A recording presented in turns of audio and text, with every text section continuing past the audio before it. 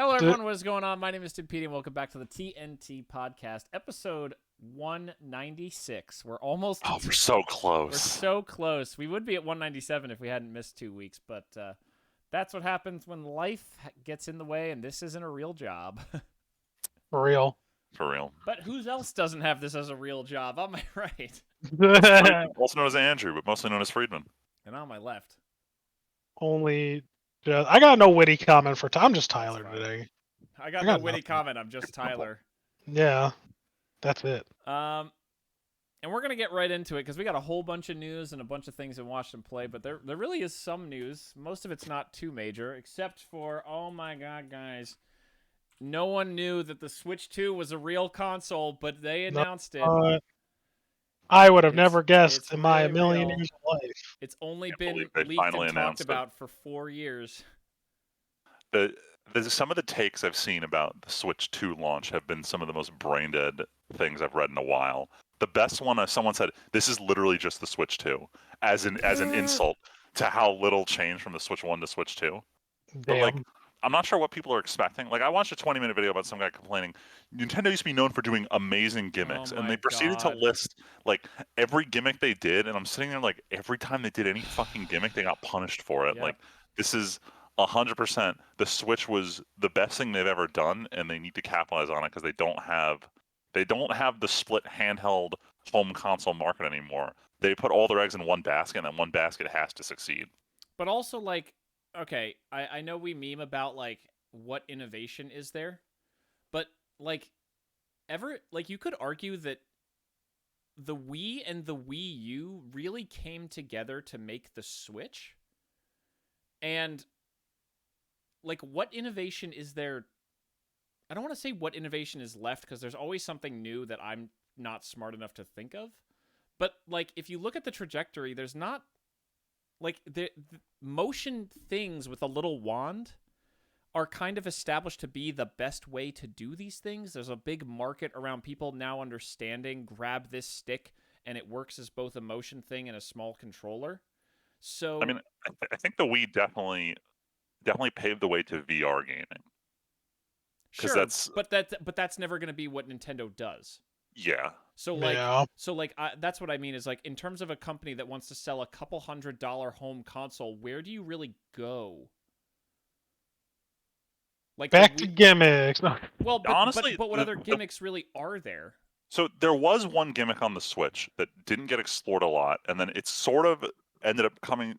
Like the PS5 controller has this too. This is very like refined vibration features, and no one's using them. So like if you play Astro's Playroom, they showed off how crazy the vibration sensitivity can get on a PlayStation controller. Then no one uses it. I was gonna say, Then wasn't it also Astro? Nintendo has like, was it 1-2 switch where you can tilt your Joy-Con and they have like a glass of ice on screen and you can feel the ice cubes moving through your Joy-Con with how finely you can control the vibration.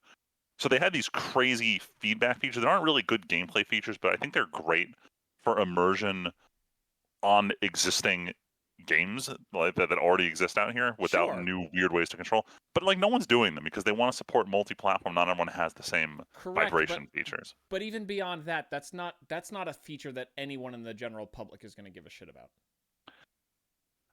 No. That's why I say the Switch and the Switch 2 is really like the extension and continuation of the Wii. Here, you can go to an old person and go, hold this thing and swing it like a sword or bowl it like a bowling ball. Like, that has been the through line. And the Wii U brought in the tablet element, but like that wand element has been here for almost 20 years now. So the weird thing about the Switch is when they first announced it, like the Joy-Con functionally can do everything a Wii remote can do. If you're playing like the Mario Galaxy HD re-release, the Joy-Cons already fill the need of all the like motion controls that the Wii remote could do. The problem is, because of the existence of the Switch Lite, all games have to be run with the idea that you cannot play it in home console mode with a Joy-Con detached. Right. All games have to be able to be run as like a classic console style game. So because of that, they don't develop anything that would use a Wii remote style control anymore. So they've kind of killed any innovation on the front, even though the console's 100% equipped to do it, because of the way the Switch Lite works. Well, and that probably wasn't the case until the Switch Lite came along and then sold gangbusters to kids. Yeah. who desperately people wanted to buy DSs and Game Boys for, but now here's the only option really. Like I don't know what I would buy like if Henry was a few years older. I don't know what I'd buy him other than a Switch Lite kind of thing. Yeah. When my cousin was over a couple weeks ago, and he was like, "I'm thinking about getting my kids their first console. What do I do?" And I told him honestly, just wait for the Switch 2 to come out. Yeah. But there were two more hot takes I couldn't get over reading about. One was, so they changed out the Joy-Cons don't use the rail system anymore. Now they're going to use magnets and Yeah. this plug. Everyone's concerned about the plug is not going to be too stable, but I saw some pictures that the plug is on a hinge, so you can pull it a little bit and it has some give. And everyone's like, why did they even change it? The rails were perfect. I've never seen anyone but absolute morons ruin their rails. And I'm sitting here, I'm like, majority of Switch owners I know have ruined at least one of their rails. Like, this is a Yeah. very common issue. So people online are very much, it didn't happen to me, so it's not a real problem. Yeah. Or running No rampant way. with The this. internet's like that. Who could have guessed? Yeah. I would have never And- guessed. I completely forgot what the second bullet point I was going to scream about was. This is But yeah, why this we is- take notes. I think the biggest thing about the Switch 2 is that a lot of people are excited to play games that clearly could use more processing power. Like I think if people haven't played like Zelda before, like the new ones, this is a good time to wait for the Switch 2 and play them when there's going to be more horsepower, so like the frame rates and everything are better. Because a lot of Nintendo games really kill it on the art style, but I don't think anyone would say that technically they're like the best. Partially because the Switch was such a weak console compared to the other two. I mean, I'll say this. I played the first couple hours of Odyssey. It does not look as good as I was hoping it would. I feel like it could definitely use the benefit of extra power for some like post-processing or particle effects, which definitely the Switch 2 can do. And I will say though that the fact that they've come out and they've said not only is the whole catalog minus like one or two games for Switch 1 backwards compatible, but all of your digital purchases are playable, which is the first time Nintendo has done this. Up until now, every time you Yeah. jump console, even the Wii to Wii U, nothing moved over. You had to rebuy anything you wanted. They heard me And talking mad shit. I think they've realized. I think we've hit that point where Nintendo themselves has finally realized they can't make you rebuy Super Mario Brothers on every single console if they're gonna just call it Switch 2. I think Which is even really- Nintendo has realized. I mean, it was really interesting because their strategy for the first 6 years of the Switch is what Wii U games can we re-release? Freeman, I know you didn't mean to. It sounded like you said, which games can you re-release Oh my god! instead of Oh my re-release? God. That's what I heard. for a Podcast second. canceled. Yeah, but- No. Podcast I know he canceled. didn't mean to make the joke. I thought I heard him say that But for a see, second. and it you made me didn't have to chuckle. repeat it, even Sure if you did. did hear Sure him did. say it. Sure did. Been Because re-released. now we acknowledged it if he did. Yep, and now you acknowledged it, so that makes I it hate real. it. Fucking in kill the, but in myself. the last bullet point about Switch 2 is I'm fairly certain Pokemon couldn't talk about the new Legends ZA because it's going to be a Switch 2 title. Oh my So they god. couldn't. So I'm convinced they couldn't talk about it until the Switch 2 got revealed. So now that Nintendo, they definitely pushed up their Switch 2 reveal timeline because they revealed jack shit about it. But there is a Nintendo Direct coming.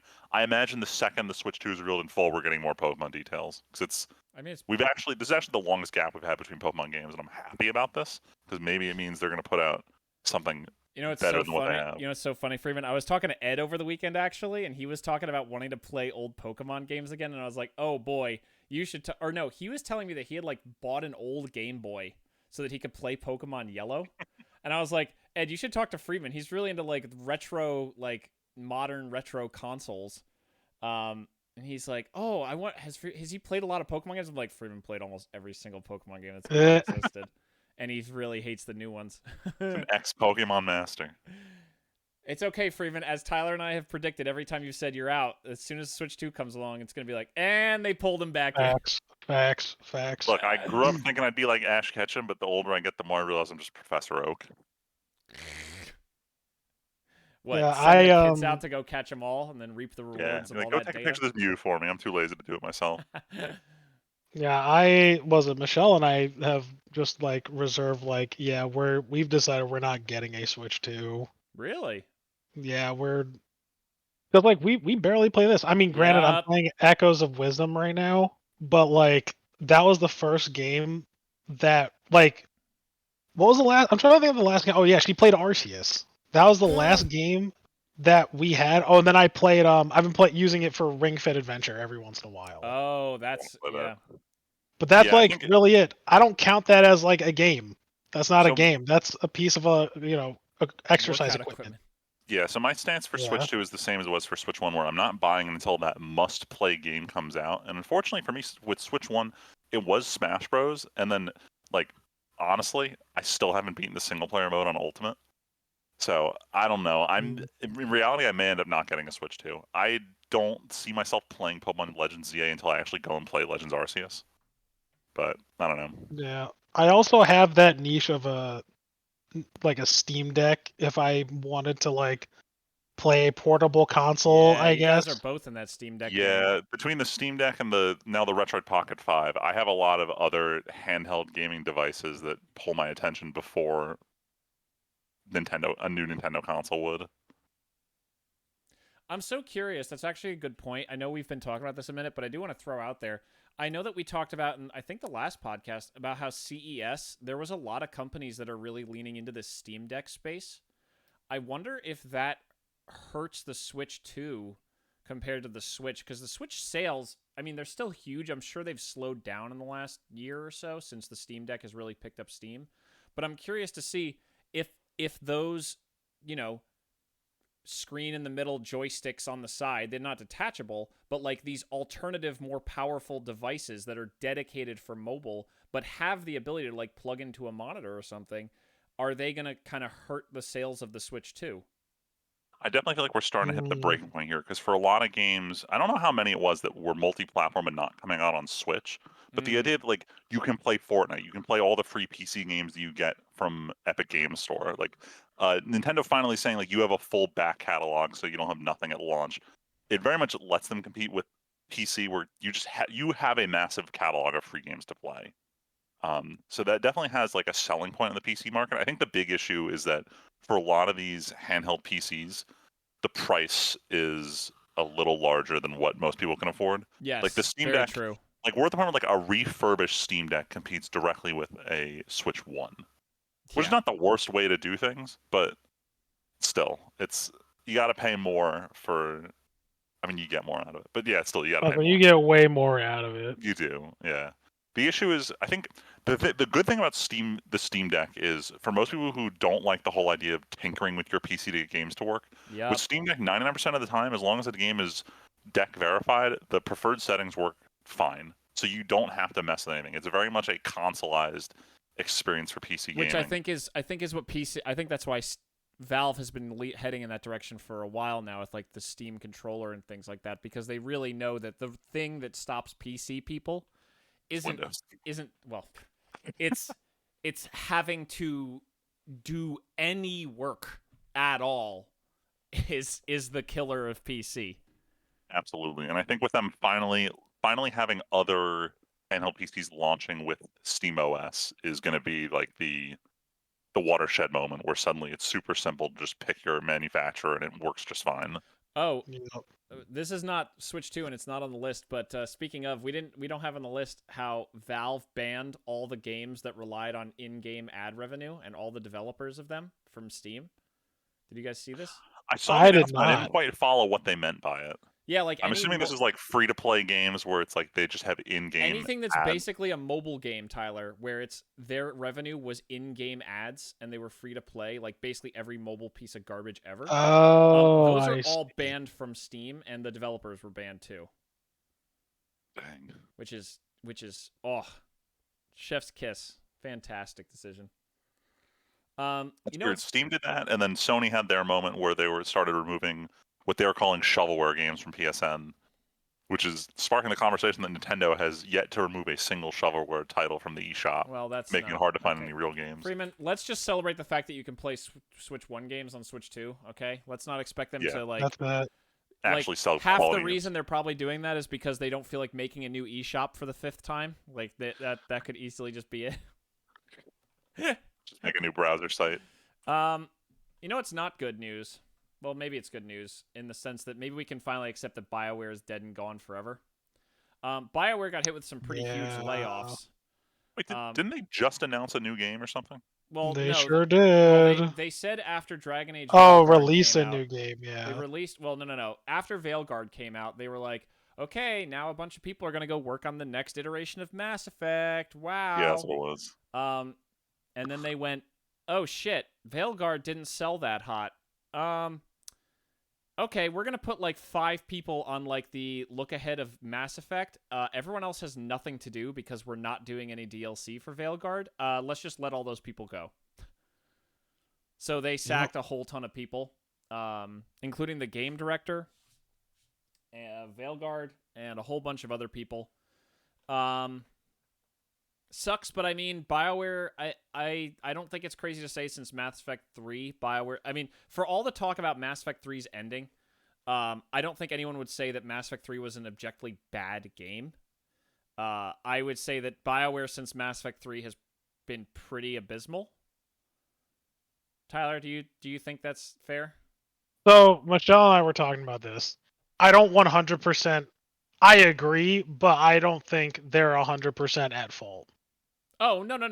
EA, Yeah. I mean, EA has been seen to... Yeah, like, you're right, but I also am just like, I wish for one of these games that upper management was not, like, Garbage. involved in any of it. Yeah, because, like, that's up with Veilguard. Veilguard, apparently they ping-pong back and forth between wanting it to be, like, a single-player experience like other Dragon Age games, and EA was like, why can't this be... No. and, like, other upper management were like, why can't this be, like, a co-op, like, freemium type game? And it's like, what the fuck?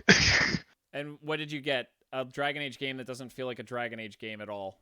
Right. So, like, it's really just that's fair. annoying. But I also think you can't say that like things like the writing, like you could still write a good game. You can still write a good game. I think. Yeah, I think that could have been their fault too. Hold on. Yeah. Just to loop back with Veilguard, was it the writing was bad or the gameplay was bad that killed this game? The writing mostly. So a lot of this is probably the internet being the anti-woke, like angry boy internet. Gamers. But the gamers internet. But there was definitely complaints and examples of, or one of the common things I heard was that there's no teeth to Dragon Age Veilguard. It's very, everybody lives, everybody can work everything out in the end.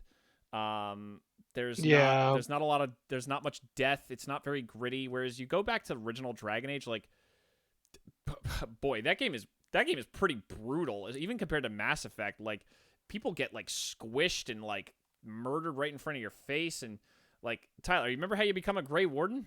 That whole scene involves a lot of people dying. I didn't play those games. Remember? Oh well, it's okay. Spoiler: there's a gritty moment in the first hour of Dragon Age out of a 100-hour RPG. I said that. Yeah, I was like, it's on my list, but I'm probably not gonna. Origins is the only one that needs to be on your list. Origins is still incredible as long as you can get it to run, which is the eternal problem. I can get it running. I have an old laptop, like an old gaming laptop, that it'll probably run on. More than likely. Hopefully. Or I don't know. Do you have it for 360? Probably. But the problem is all the DLC's gone, and some of the DLC is quite good. No. I would follow one of the guides and try to get the GOG Ultimate Edition working. Yeah, it's not terrible. Figure it out. Anyway, it sucks to see this happen. BioWare has created literally some of my favorite games of all time, some of my favorite RPGs. Mass Effect Trilogy, Dragon Age Origins, KOTOR, talk about one of my favorite games ever. But it's also fair to say that the people who made those games have not been at BioWare for over a decade. They've all gone off and done other things, and this is just kind of the acknowledgement that, like, hey, there's really no magic here. There's really no special sauce. EA really squeezed them dry, and I don't know if we'll ever see another Mass Effect title from BioWare, frankly. It's weird. I feel like we haven't talked about EA as much as other publishers and stuff for a while now. We were shitting on them during everything related to Star Wars over the last couple of years. Then. Yeah, but like it's been so quiet with so many of the things EA does. Like that's what I'm thinking back. I'm like, yeah, we talk about loot boxes and stuff every once in a while, but it's like, when was the last time we really had a big problem with an EA thing? Mostly because they just don't make anything, it feels like, outside of sports games that we don't care about. It's the same. Yeah. Yeah, it's the same kind of shit. Like, I don't know. Anyway, that was all I wanted to talk about. It's sad to see BioWare is gone, but I don't see how they come back from this. Like, I don't know what you do. Do you rebuild BioWare after you have a vision that no one likes for a new Mass Effect game? I still think that Mass Effect should just be dead and gone. Yeah, I mean, I was pretty over. Like, I mean, I like space operas. I think there should be things like Mass Sure. Effect, Oh, but yeah. I think like I'm done with Mass Effect. Yeah. I never cared about Andromeda, and I never was like, ooh, I want to go back in time and deal with things that aren't the Reapers. Like, I don't know. But anyway, Tyler, what's this? Invincible. I know none of you care about it, but Invincible came back, and that's all I wanted to say. I mean, 'cause I'm I happy about it. cared. I watched season 1 and then I just didn't watch season 2 when it came out. So I do eventually want to get around to it. Yeah, I love this show, and I'm like, this is the first show on record, first show where like I watch and I'm like, I don't know if I can watch this show because like it's just so heartbreaking, and you're like, no. I want things to work out for people, Oh. and things just like I don't know why. This is the first show that I've like ever had that feeling for, Whoa. where I'm like, oh no, this is all sad. I don't want to watch it, but like I can't look away because it's just so good. Dang. Jeez. Yeah, I love this show a lot. I have a funny story about Invincible and how I spoiled it for Leslie. Oh no. So I haven't the seen the classic scene Freeman yet, spoil. but I referenced the meme format where he says, "I thought you were stronger," Oh and man. Leslie, what are you talking about? And then I described the meme format. And she's like, "Way to spoil it for me." I'm like, "Spoil what for you?" Because even I Damn. hadn't seen the scene yet, so I'm like, whatever. Like, eventually he's gonna fight someone who's not that strong. Like, I don't get it, but I ended up ruining it. So Yep. Damn. Rip. another one of my spoiling shit achievements. Yep. Freeman is the master spoiler. The master spoiler. Makes Leslie. It's fine. Every single time it gets Leslie pissed. But Man. they're doing that where like they release like a few episodes and they're coming out with like one every week or some shit like that. Wait, they're doing weekly or they're doing batch? Are they doing oh no, they're doing batch. They're doing batches, yeah. Which is like the new streaming thing now, and it's kind of pissing me off. So Though like it lets the bingers have their binges, but it also keeps people talking about it for more than just one weekend. yeah, like I'm cool with it, but I think it's more sinister than that, in my opinion. I think it's to ensure people keep subscribing, Oh well, yeah, of course. Yeah. which is like super scummy, but I get it. Tyler, Because that was the problem the first time. Like people really reamed on them for that because they did that last year with the last season. Tyler, don't you know that we are just conduits of money from one person to the other? This is true. This is true. But whatever. It's fine. I don't care. Not like I pay for Amazon Prime anyway, so who gives a fuck? Yeah, I like this show. Nice. Yeah. That's it. I just wanted to be excited for it. That's all. That's fine. You know what's not exciting? David Lynch, very well known, very what's a good way to describe his work? Very out there, Weird, but bro. very weird, yeah. He's known for doing a lot of the weirdest stuff out there. He did the original Dune movie. He did Twin Peaks as like his magnum opus. Yep. I wanted to watch Twin Peaks. So many things has been inspired by Twin Peaks. Yes. I feel like obligated to watch it. Same. Apparently every other thing in Life is Strange is a Twin Peaks reference. So I need to watch it at some point. No, Eraserhead, another one of his. Mulholland Drive. I've heard of that. Nope, I'm just reading off because it's on the list. Dude, Eraserhead is fucking weird. Well, spoiler. Who are we talking about? Mulholland Drive, Blue Velvet. These are all names I recognize. I've just never watched a lot of You've these. never seen any of. You haven't even Oh my seen God. Mulholland Drive. Tyler, ask Freeman if he's seen any of these. See, I'm not looking to him because Damn it. you're he already you're a knows. movie person. You're supposed to be a movie person, and you didn't even see Mulholland Drive, bro. Please. Tyler, I only have so much time. Please. They're on the list. We'll talk about what I've spent my last 3 weeks doing when we get to the watched and played. I mean, I'm definitely never gonna watch 1984 Dune, but like, whatever. I mean, yeah. But yeah, Twin Peaks, man, like, partially inspired Silent Hill and like a bunch of other shit. Deadly Premonition, one of the most like cult games out there. Deadly Premonition. A lot of Suda 51 stuff seems to be very Twin Peaksy. Yes. Not that same vibe. Let me put it this way: David Lynch was like the filmmaker's filmmaker. Like a lot of people thought his stuff was weird, but if you were into films or if you were like a director or an actor, I feel like he was one of the people that everyone would go to and be like, "Wow, I want to make art like he does," kind of thing. You know what I mean? Yes, he was that kind of that director. Yeah. But that's very sad. He's done a lot. I think he also smoked like and crazy. Apparently you never watch any of his shit either. So you know, hey, Whatever. yeah, whatever. Speaking of an artist, I don't even know what's nominated, but Tyler, you put this on here.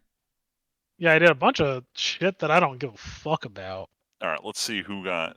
I just know that Emilio Perez got nominated for shit that it shouldn't have, or that the Academy I heard Awards. that was the big one. Yeah. Oh yeah, you know what's really crazy? That movie got like fucking review bombed. Like a lot of people did not like that. I mean, I listened to the song about the sex changes, and if that's any indication of the quality of the movie, then this movie's not good. Yeah, like it has star power, and it looks like that's about it. You know what I'm gonna throw out there? Dune 2 was one of the only movies I really cared about last year, and the fact that it's barely on here kind of breaks my heart. And because I've seen I've been looking back at my like letterbox, like I saw close to nothing in a movie theater last year outside of a couple anime movies and Dune. Like there's almost nothing I went and saw that came out in the year 2025. There were I people. don't know, like, any of these. Some of the talent actually got pissed as hell. Apparently, like, well, not pissed, but like they spoke out against like Dune 2 getting snuffed because it's like, and I've seen movies in theater last year. Like I saw a few, and like objectively, Dune was the better movie. Banger. Who was it? Like, yeah, I didn't see most of these though. Like, I didn't even know these came out. Well, I didn't know A Complete Unknown was out. I didn't even know The Brutalist was out. I knew The Apprentice was here. Honestly, it sounds like some generic ass shit though. Like, dude, was it Foreigner Comes to America, wants to live the American dream? How many times have I fucking seen that? Come on. Damn. Holy shit. This time it was made in 2024. Oh, yeah, right. This time it was made in 2024. You know what? You're right. Year. Yeah, I just wanted to see a 20th iteration of The Godfather. You're right.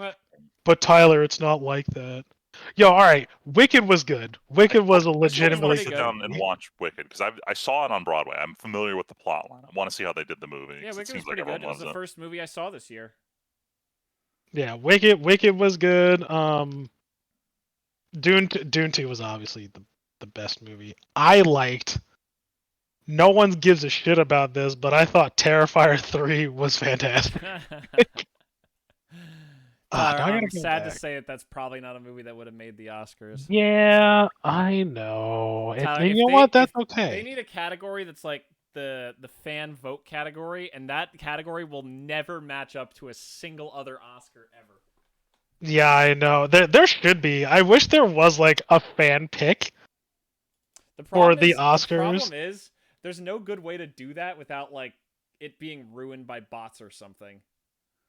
That's the real problem. Like they need to have like you know how you go vote and that's how hard it is? Like they need to work with the voting people to be like, how do you go vote for the Oscars? Oh yeah, and here's the movie I always forget exists, even though I did like it. But I guess it kind of goes to show the Deadpool Wolverine movie I saw. Is that even on That here? was that this year? Yeah, it was. Yeah, that was 2024, dude. Dang, Yeah, this year it's- went by. Didn't get Right, any that's what love. I'm saying. Like, it's a movie that But I thought was also, did good. it stick in your brain that much? I think that's what No, it Tyler's getting didn't. at. That's Yeah, that's insane, Freeman. exactly. Yeah, Like, it was Yeah. funny. Oh, it's gone now. exactly. That's all Disney movies are. Spoiler alert. Hot take. Kind of like a lot of Ryan Reynolds movies. Damn, damn, Tell me I'm wrong. damn. Tell me I'm wrong. Tell me I'm wrong. You're not wrong. It's weird. I ended up watching all of the Deadpool movies and all of the X-Men movies this year, and I don't remember any of this. Yeah, No, you know sounds what? about right. You know what I'm gonna say? I would probably say I remember more of X-Men First Class than most other X-Men movies because I thought that one was really good. I still Yeah. I still remember parts of First Class because there are moments in that like I still remember when he gets Magneto to turn the radar dish.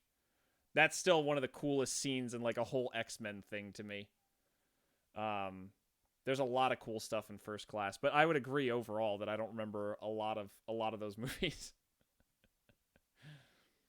Ooh.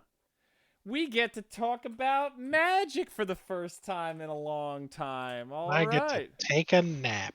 So, for those who don't know, no, I'm kidding. Last October we talked about how all the controversy with the Rules Committee of Commander, how they did some bans that were controversial to say the least. There were threats and horrible things on the internet, as always. And eventually, Wizards came out and said, hey, we're going to come out with a new system, some kind of bracket system. We're going to have something in a month. And then they didn't have anything. Damn. And now here we are in February, and they just today announced what they are doing, or the beta test program that they are starting, and they are looking to get feedback on. And they are also going to try out, like, in force at MagicCon Chicago, which I think is sometime in the next few weeks. It's coming up. It's like this weekend or next weekend or something. I don't know. But what is the bracket system? Decks of Commander are roughly, very roughly, they're very clear. Actually, let me back up. The first thing they say is you can ignore this. This doesn't have to be a system. If you have a pod where things work well, do what you've been doing. We are just trying to put together a system that helps people who have no way to play together, who are meeting new people for the first time, some rough way to figure out the power level of their decks. And honestly, I think this is critical. Because, Freeman, what did every single person in the history of Commander say when they would go to a new table and say what their deck was? Oh, my deck is a 7 out of 10 in terms of power. Correct. Literally meant nothing. Literally was a useless metric. There was no cards tied to this. There was no rules tied to this. Everyone would just say, I was on a 7 out of 10. Useless. Or the only other one, Friedman, precon or precon with minor changes. That was it. I'm in this picture and I don't like it. And I'm not blaming you, I'm but in I'm this saying, picture but and I I'm don't saying, like it. everyone was like, well, a precon is about a 4. Maybe mine's a precon 5. And then, oh, I'm up to a 7. Or you're a weirdo who plays CEDH. They say, hey, that's whatever. And I like that they emphasize having a conversation, because there is no easy way to do this. You're talking about 4 people usually at a table with 100 usually different Magic cards in each of their hands. There's no game on Earth where you can perfectly stack those against each other. This isn't chess where there's 16 pieces on each side of the board. Is it 16 or 20? It was 16. I was totally right. That are perfectly identical. You're never going to get that. So how do we roughly do that? And they're like, okay, we're going to come up with this bracket system. Roughly, here are the rules of brackets 1, 2, 3, 4, and 5. We have Exhibition, Core, which is roughly precons, 3, which is upgraded, 4 is optimized, and 5 is CEDH. And they immediately go, okay, how do we differentiate brackets? Well, here's a few things. Here's where mass land destruction, or mass land denial, they call it, comes in. Here's where chaining extra turns comes in. So if you have a deck that can extra turn, extra turn, extra turn, win the game. 2-card infinite combos can go in certain places. And they introduced something that they are calling the Game Changers list, which I think is great. It's a list of cards that are not banned, but they are cards that, hey, in a world, maybe these cards could be banned. Also, these are seen as some of the biggest outliers and crazy power level cards of the format. And they give a reason for each individual card on that list, why it's on that list. And then they say, hey, if you have 1 or 2 of these cards, maybe you're in a 3. If you have a lot of these cards and some extra turns, you're probably in a 4. If you run all these cards and you're like crazy winning fast, that's CDH. Maybe you have none of these. Maybe you're weaker than a precon, you're in 1. Now, as with any system, you could poke holes in this. Actually, it's pretty cool. The website that Freeman, that basically everyone we know who plays Magic, right? Freeman, you, me, Leslie, Luigi, and the Ohio boys, I think, at this point. Most of them. Yeah, I was the last holdout from using it for the longest time. I think everyone's on Moxfield now. We have all switched to a website called Moxfield for tracking our Magic decks. Today, they implemented a system where you can see, based on what their deck builder can see, they are roughly assigning your deck a bracket. And it's cool.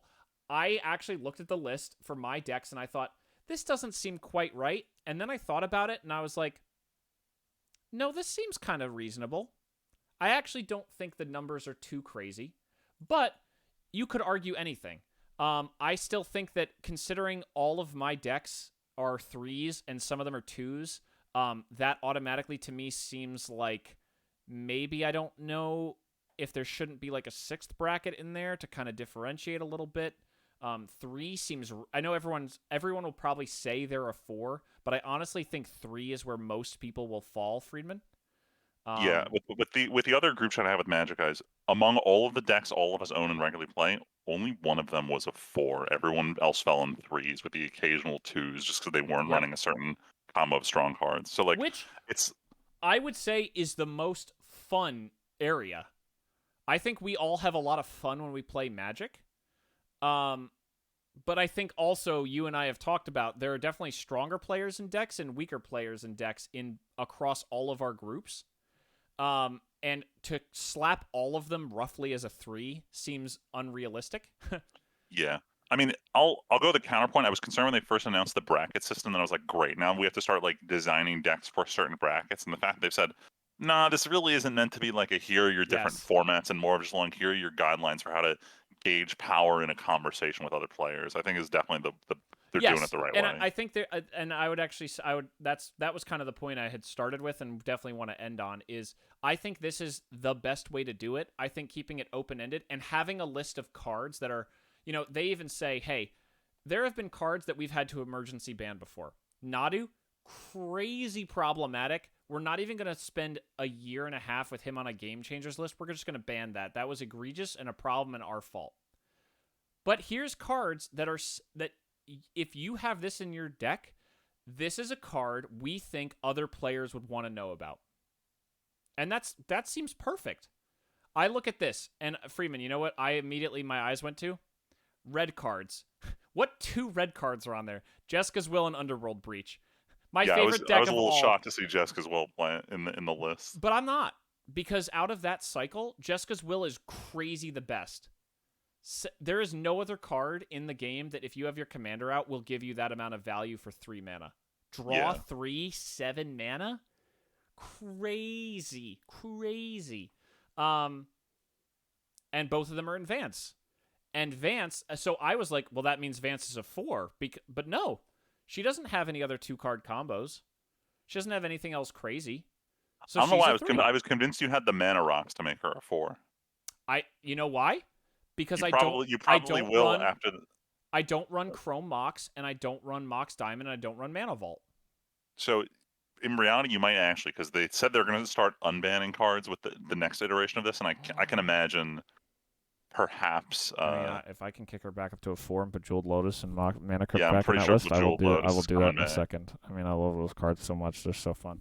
Look, I personally don't mind if you play Vance at a 4, but just know that Leslie's going to clown on you for it for an eternity. So just get your counter. Well, she already clowned on Louis. Well, Freeman, that's why I cracked back at her. Tyler, I'll only talk about this here because you'll appreciate this. So Leslie's favorite deck is her Mael deck, or her like pet deck is her Mael deck. Based on the bracket system, she has no game changer cards and no crazy combos in it, and it's just big creatures. So the bracket system put her at a 2. And I was like, oh, Leslie, I'm so sorry. I can't play Vance with Mael anymore because she's only a 2. Damn. And she was so furious. She was so mad. So then I took it a step further, and I went into our group chat with me, Friedman, her, and Luigi, and I said, oh, Friedman and Leslie, I'm sorry, guys.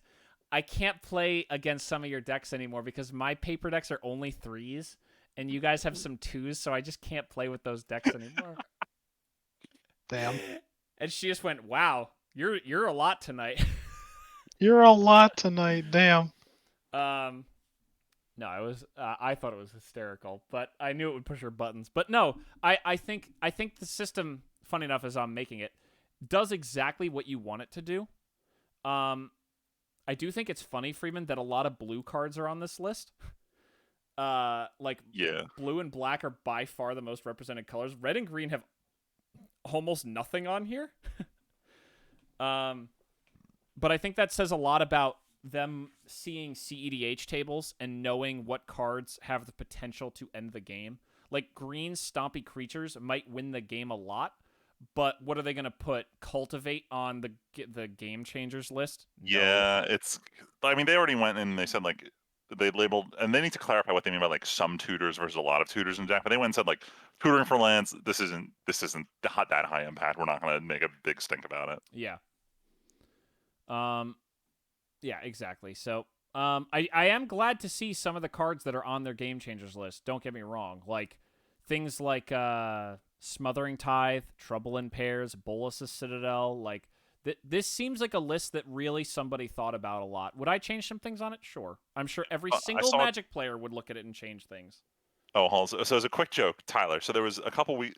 I guess at this point it was months ago. We were playing a game with Leslie. She was playing one of her newer decks, and she threw this card in that effectively reads your opponents can't cast their commanders. Oh, yeah. Just because the way it's worded. And I went on a fucking salt fiesta about her running that card. No. Because I'm just like, for me, commanders is a time we all come together to have fun. If you're going to play a card this is like, no one else gets to have fun, I'm going to get salty because I wait to sit at a table and not have fun.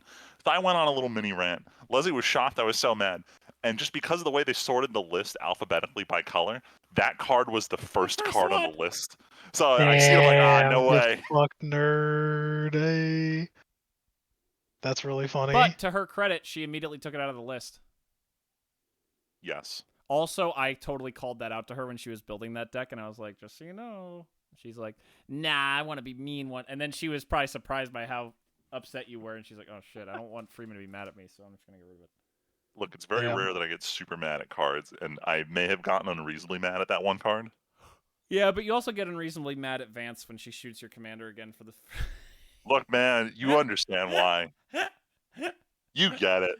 I will forever hold on to the memory of Leslie going into a group of Magic players on Facebook when someone posted in one of her groups, what are commanders that make you mad? And she posts Vance, and everyone's like, I didn't even know this card existed. She's like, literally, who is this? I hate this card so much. This? You know what? It's like, I hate this card, and you know what? I hate you. Like, damn. You've taken everything from me. I don't even know who you are.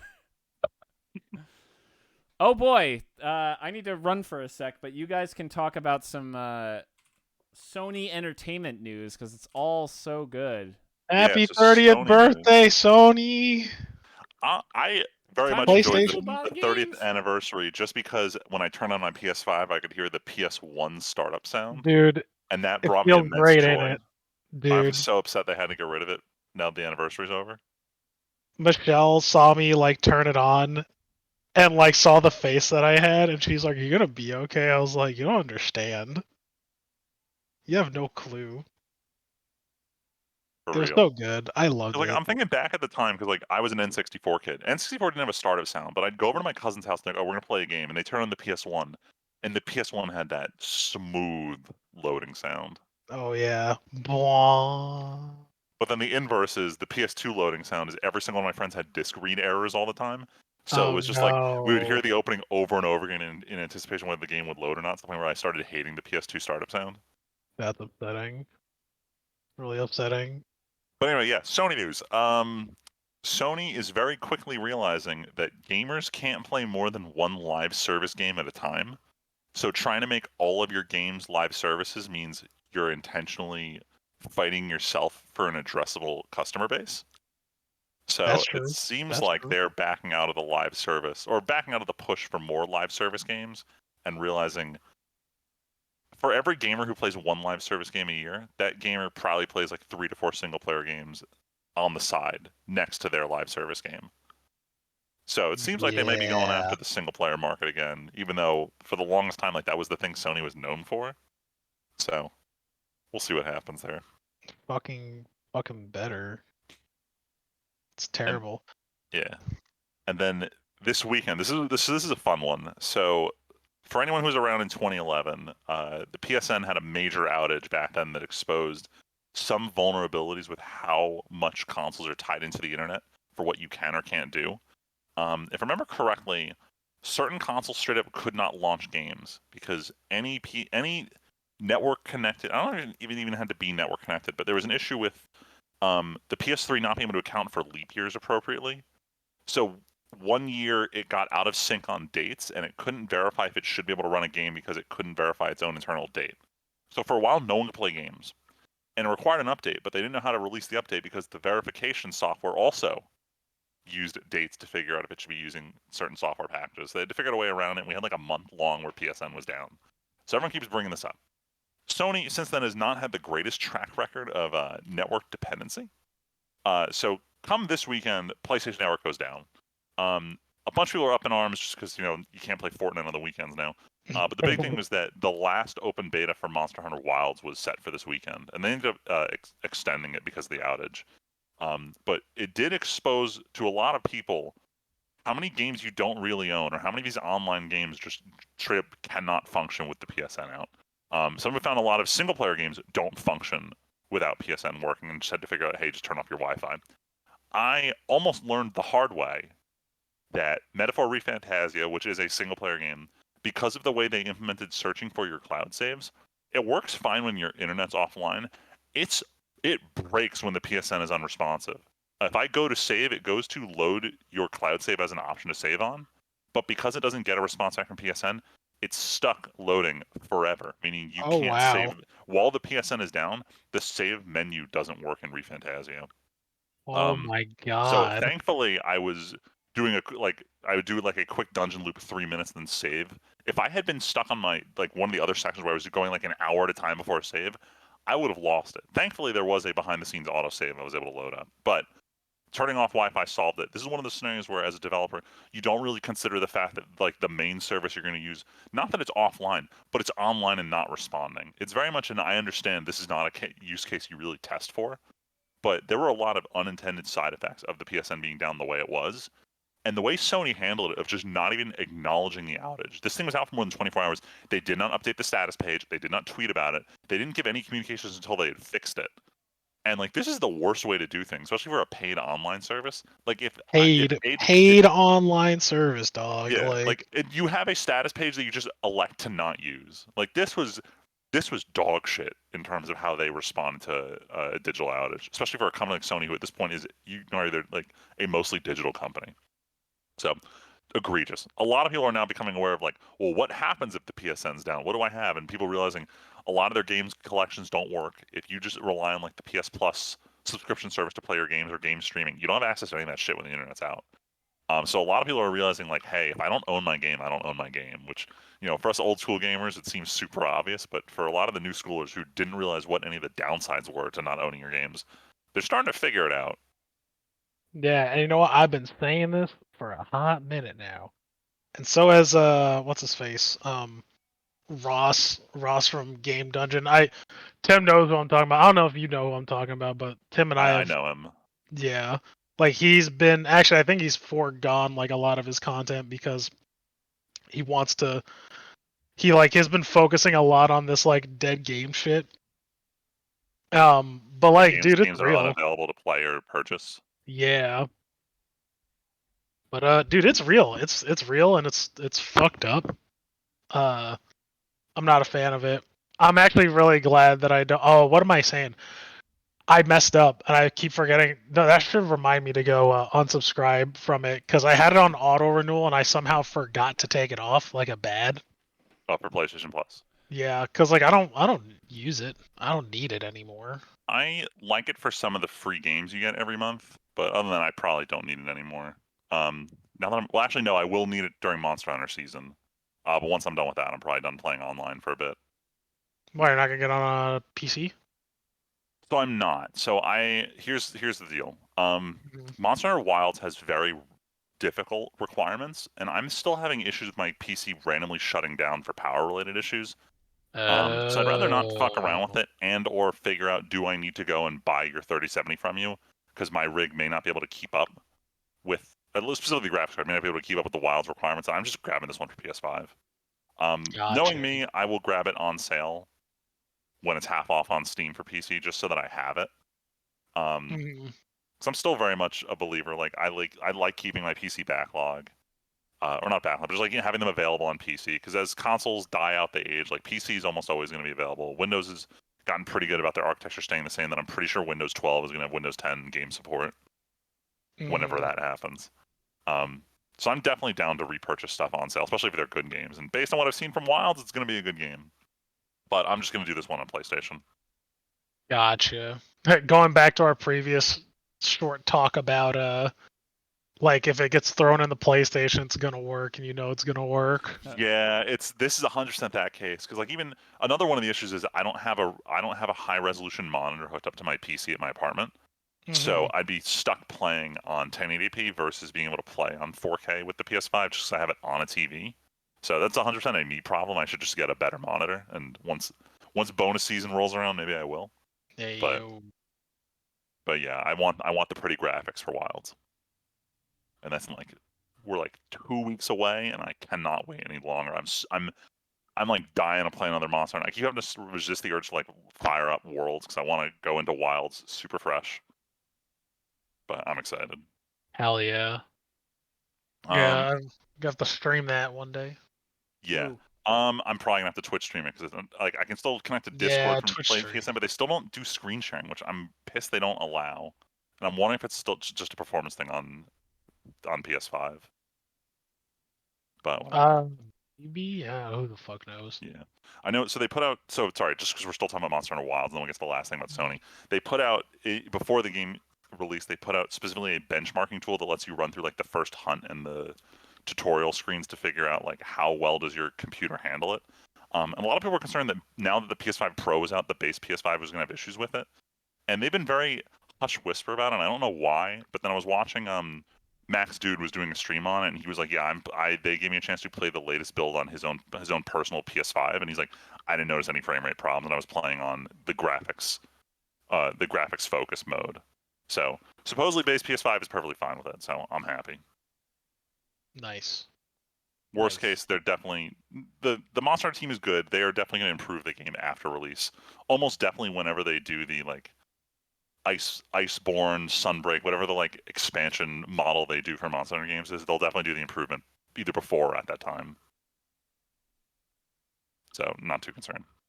And then the last thing about Sony is they did announce a state of play for, I believe it's tomorrow, 40 minutes long, which means we're going to get some kind of gameplay trailer for something. A lot of people are joking it's just going to be a 20-minute trailer for Death Stranding 2. I wouldn't put it beyond that. The Kingdom Hearts community is putting on their clown makeup, getting ready for no announcement tomorrow. But we'll see what else happens. I imagine Damn. they got to talk about something, especially considering they went into this year talking about how we have no games set up for the year. They definitely got to start talking about like here are the games that are actually going to release like quarter 4 of this year. So we'll see. Woo. All right. It sounds like after talking about that one Japanese company, we can talk about some weeb shit. Wow. First for 25. All right. First and foremost, this one broke today. We've sort of known for a while from the leaked Hulu leaks, but Dragon Ball Daima is not going to be a long-running anime. It is set to end on February 28th with episode 20. I'm going to speculate here, and I strongly believe this is because of Akira Toriyama's passing. They didn't want to continue beyond what he had advised for the show, so I believe they're just going to kind of wrap it with what he had. That said, the dub has been releasing, and I'm 5 episodes in. So because I'm 25% of the way through the show, I'm confident to give my assessment of Daima here. You want to just just do your initial impressions right now? That's what I'm doing here. Yeah. Okay. I'm upset about the dub because like I stick with the dub for the familiar character voices, and then realize when they babied everyone down, none of the voices stay the same except they brought back Goku's old child voice actress, who she's still great. The rest of the dub cast kind of whatever. This show is 100% not for me. This is like the kind of person who you grew up with Dragon Ball and then didn't really like what it became when it turned into Z, and you've really been clamoring for just Dragon Ball. This show is for you. I am not that person. Yep. They do a good job of trying to create conditions where lower stake fights matter, and I respect that. The animation is good. The art style, I can't stand it. And this is very much just, I'll call it late Toriyama style. It's just too round, too soft, and too bubbly. I just don't like it. Like, they have a shot where they redo a couple iconic scenes from Dragon Ball Z, and then they do, that one shot where the Dragon Ball Z opening ends where all the Z fighters like standing, and then Goku goes Super Saiyan. They redid that shot in the Daima style, and that shot just looks so bad. And it's like the first shot of every episode, and I think it cements how I feel about how the show looks, because the fight choreography for Goku's phenomenal, but then they'll zoom in on his face and it's just drawn so dirty. Is it fair to say that Dragon Ball animation peaked with the Broly movie? Oh yeah, sorry. I was gonna say the new Broly movie, not the old ones. Sorry, I thought you were about to say like a lot older, and I was gonna defend, despite how much I hate the plotline of it, the Tournament of Power arc in Super was really good. They figured out, hey, we can't phone in on animation anymore. We have to actually like draw real fights. And Tournament of Power was great, and then Broly was like the peak. Broly looked. I still go back and watch Broly clips sometime. That movie looked so good. It's so good. It was so smooth. It was crisp. Ugh. And then they were like, nah. Nah, we need to do a CG for Dragon Ball superheroes. Anyway, yeah. I'm still gonna watch the dub. It's only 20 episodes long. I know where the plot's gonna go. This straight up just is not for me. If you really love Dragon Ball, maybe watch 15 more episodes. I'll watch 15 more episodes just to say that I watched the rest of Dragon Ball, because I don't know how many more Dragon Ball animes they're gonna make now that Toriyama's not with us anymore. But moving along, ReZero is back. This one is such a weird show to talk about because it ended before a season was over and then started again 5 weeks into another season. Instead of picking up where the cliffhanger left off, they just open in on one of the princess candidates saying, I really need to change my battle armor, and then just starts stripping for the first 30 seconds of the new episode. so ReZero just reminding you that, like, yeah, you can't show this shit to your parents. But all in all, ReZero's still good. Very excited that it's returned. In terms of funny enough, for the reason that's not the normal ReZero reason, where it's like horrible, bloody murder, death stuff. I mean, the first episode's going balls to the wall. We got 4 different fights happening. There's like they did a lot of setup for the cliffhanger from the last episode, and except for that one stripping sequence, the rest of the episode is really just payoff for the cliffhanger. So they are doing it right, but they gotta remind us that this is weeaboo trash. This is weeaboo trash, just to let you know. Just to remind you. Just like Eminence and Shadow. So? This is garbage. How is it, Pete? Man, that is it's peak trash. Garbage, dog. So moving on. So I love to shit on the Pokemon Company, but not this. This is the part where I'll actively praise them for it. So the Pokemon Company announces a new short anime called Dragonite's Postal Service. For any of the OGs who watched Pokemon the first movie, you remember that scene with Dragonite handing out Mewtwo's delivery letters to Kano's Island. You're totally right. That's crazy. They've gone and made this into its own short show concept, which I'm perfectly fine with. Pokemon Concierge showed me that you can make fun little goofy short animations in the Pokemon universe, and especially if you have what's the company name? Oriental Light and Magic, the company that does the Pokemon anime. When they do have the budget for these short projects, they can go above and beyond for how crazy they want it to go. And what they do is honestly pretty good. So I'm very excited for all the short anime projects they announced for this franchise. Even if I don't play the games anymore, even if I refuse to go anywhere near the card game, I will happily watch these animated shorts. Nice, and then moving on, I was so happy to see it in the news. Grand Blue Dreaming had its second season announced a while back, and then they kind of went radio silent, which always has me concerned of like, so is it actually happening? Is it in production hell? What's going on? And then like 2 weeks ago, they put out one of their normal press statements, but like, here's the character art for the new characters in the season. Here's the new cast members. And the fact that they put cast members on these is like, okay, it's legit, and they're like planning to record. So we are. It's not a dream of Friedman's anymore. This season is happening this year. It's just a question of when. So I'm guesstimating it's going to be like an October release date, which would suck because this is 100% a summer anime. I really want this to air in June. But the fact that we got this, very exciting. I can't wait for it. Atsuku Nawe. I love that song. And then the last little bit of news is Go ahead. Say this name. Gundam G-Cux is the official G-Cux. The new Gundam series had its the theatrical release of the first 4 episodes of the show in Japan. It sold very well, so then G-Kids decided they were going to bring it to the U.S., and they just announced theatrical dates. So I think near us, I think it's Wednesday. It doesn't matter. It's like Wednesday the 26th at Garden State, and then the 27th, 28th, it's at Meadowbrook. If either of you guys are interested in going. None. No, all right. Yeah, I might just wait to see this when it airs. But they still haven't confirmed a televised air date for the series yet. They're really milking the go see the first 4 episodes in theaters business model. Look, I wish they didn't. If this was... Look, Gundam got me back in with Iron-Blooded Orphans, but like, man, Witch from Mercury was just kind of whatever. And watching that CG one was just woof. Yeah, so, like, that was rough. It's not like Gundam is a name that's like, yeah, free real estate, baby. Like, yeah. I mean, my issue with this is the thing I hate to bring it back to hating Pokemon. The thing I hated about the era of Pokemon that turned me off was they changed art directors to this one person who wasn't Ken Sugimori anymore, and I really don't like how round and goofy their art style looks. And that person's the art director for this season of Gundam. Oh my fucking god! So, like, I'm not a huge fan of the character designs. Freeman, it's extra funny for you to say that after just talking about, man, Daima has all these round characters. I hate it a lot. Bro, it's the same art style, I swear. I can't stand it. Everything's just round. We need sharp edges. Like, you look at old Sugimori art style, it's the same as old Toriyama. It's just these very like rectangular eyes, and everyone's got eyebrows, and God, I'm too nostalgic for that style. Now, if you want to talk about Gundam, like Endless Waltz being released in theaters, then I'll go pay money to go watch Endless Waltz in theaters. Yeah, I would blitz through Wing just to see Endless Waltz in theaters. That'd be hot. I may not like those designs, but I would go watch Endless Waltz in theaters. But that's all right. That was it for the Weeb shit. Wow. So now for the grand finale that takes up half the podcast. What did we watch and play this week? I have 2 whole things, and one person added another one of them because I forgot about it, Freeman. That was a whoop. Yes, I also forgot about it too. So I put that on there last second. But not for a bad reason. But I have played a video game that I had never played before. Oh my goodness.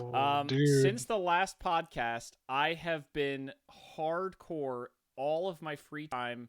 Henry watching Blippi over by the TV with me gaming in here, playing Ghosts of Tsushima. A certified hood classic. This game, if we did the top 10 podcast, I might have to think about putting it in there. Well, yeah, it'd be your first 10 because it's not like, you know, you play any other game. Shut the fuck up. No, this game is incredible. I didn't think about it till I was way into it. I'm not surprised that Sucker Punch, the guys who made Infamous, aka the first 2 Infamous games, are the reason that plus God of War is the reason I bought a PS3. And some of the only games I still to this day own on a PS3 is Infamous, and I loved those games. So I'm not surprised that the people who made those great games know how to make a good-feeling video game. I will also say, Tyler's sick of me saying this, but now I don't have to ever say it again. I played this game on Lethal, and we got a badass over. This is the only way I would have ever wanted to play this video game. This is like how in Dark Souls, everything kills you in 1 or 2 hits, except in Dark Souls, usually you take 5 to 50 hits to kill everything, and you just have to be perfect all the time. No, this game is you die in 2 hits, but every enemy until the DLC, outside of boss fights, dies in 3 hits tops. So it I hate to pull the game reviewer card. You feel like you are a samurai character in this game. I really a hate real to say gamer. that. I really hate to say that. But legitimately, like I can't tell you how many times, Tyler, you'll get this especially. There are just random events where there's like, so the story of this game is you are a samurai. The Mongols invade your island off Japan, and you are a samurai at a beach of samurai, or where the samurai go to meet the invasion, and your uncle, who's the leader, gets captured, and you are left for dead, and you get saved by a thief, and you just go from there.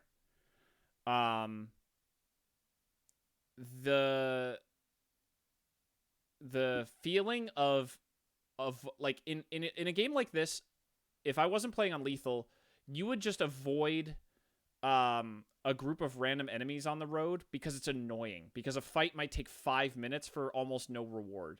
In this, I would avoid groups of enemies on the road and ride around them on my horse or stealth around them, because there's a chance that if I just mess up, they could just combo kill me. Like a spearman could just stab me in the back and knock me down and come over and just stab me and kill me. Like a random group of enemies just doing nothing. And that, I gotta say, like, I miss having consequences in my game. This makes me want to play more games on a higher difficulty, where I have to actually get better at them and use the tools at my disposal to do well. Because, man, Tyler, there were times in this game where I'm like, I got kunais, I got sticky bombs, I got smoke bombs. You know how we talked about some of those tools you don't really use that much?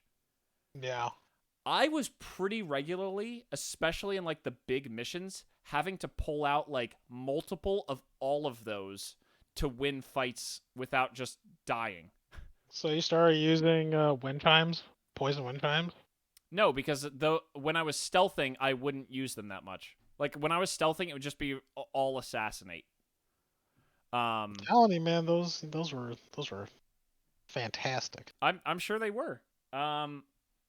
I would, but the thing was, Tyler, it also became a case of I don't want to stealth that much, because I could stealth this sequence in 5-10 minutes, or I could just run in, do a standoff, and then there's 3 guys left, and either I die and have to restart, or they're all dead in a minute. So it honestly became like a speed game of like, I don't want to bog myself down. And there were times where it was like, yeah, stealth kills are like a bonus objective to clear this outpost. Or, holy shit, there's a lot of guys in this outpost. I should snipe all the archers, then stealth kill a few guys, and then go observe the leader, and then try to kill him, or something like that. So there were definitely cases where I would still stealth a lot, but it was less like necessary in terms of saving game time, because I will say also, by the end of this, I was definitely feeling I'm almost done. Like, I almost have run out of joy playing this game by the end of the DLC. And I think if I had to take a lot longer in these fights, I would not have enjoyed this game as much. I think playing on lethal is a big reason why I enjoyed it, because fights were quick and snappy. And then duels are just fucking hard. See, I feel like you say that though without playing the base though. Because it's not like I was whacking people forever. Now I will say, the only time I felt like I was whacking people forever was the duels. Which is still the case on lethal. Then I don't know. I think it's fine. Like, you do die fast. I'm not saying there's nothing wrong with that, but I'm just saying, like, it's not like it took me forever to kill people. No, I don't think it's that crazy of a difference, but just having played it only on lethal, I wouldn't want to have played it any other way. I liked the challenge. Like, I enjoyed feeling very vulnerable, and like I had to work for my wins. Whereas I feel like in a lot of games these days, like playing on normal is like there's not a ton of challenge. It's more about high score than actually trying to do something hard. And it felt like I earned something playing it on lethal, which I liked that feeling. But getting off of that, the style, the gameplay is crisp. I never got perfect at parrying. Damn. Yeah, I know. I saw. Damn. But Oh, you damn it! Just let you know. Just yeah, whatever. don't. Damn! Wow. Sure. No, I'm just Whatever. happy you played this. I am legitimately happy No, you played the this. gameplay is fantastic. I will say also, Tyler, the stances, even at the end of the game, man, meant literally fucking nothing. On maybe that was a difference. I never once cared about stances. I never pressed the Y button in playing this game. That's fine. Well, because you were like, oh, when you get to harder enemies, because when we talked about stances earlier, you were like, when you get to harder enemies, you're gonna need those stances. And Yeah, because Spearman will fuck your day up. yeah, but nothing about Tyler. I never Then felt that's like I just was. you then. But most people, including me, were like, "All right." The Tyler, only I one was we gonna never. say I Okay, felt like I never had time to press the Y button in a fight, or hold the Y button to do a charge. sounds like a skill issue then. I beat the game on Well, harder difficulty than you did, so I mean. oh, one more than me. Yeah, Sick. I will. I'll take it. Mm, mm. Anyway, honestly, I will. So the gameplay is fantastic. It felt smooth as hell. Climbing feels great. It's not the most challenging. Climbing's kind of minor in the game, which I'm fine with. We don't need Assassin's Creed over here, even though it is kind of like Assassin's Creed but good. Or old school, I should say, where an assassinate is just an assassinate, not some RPG shit.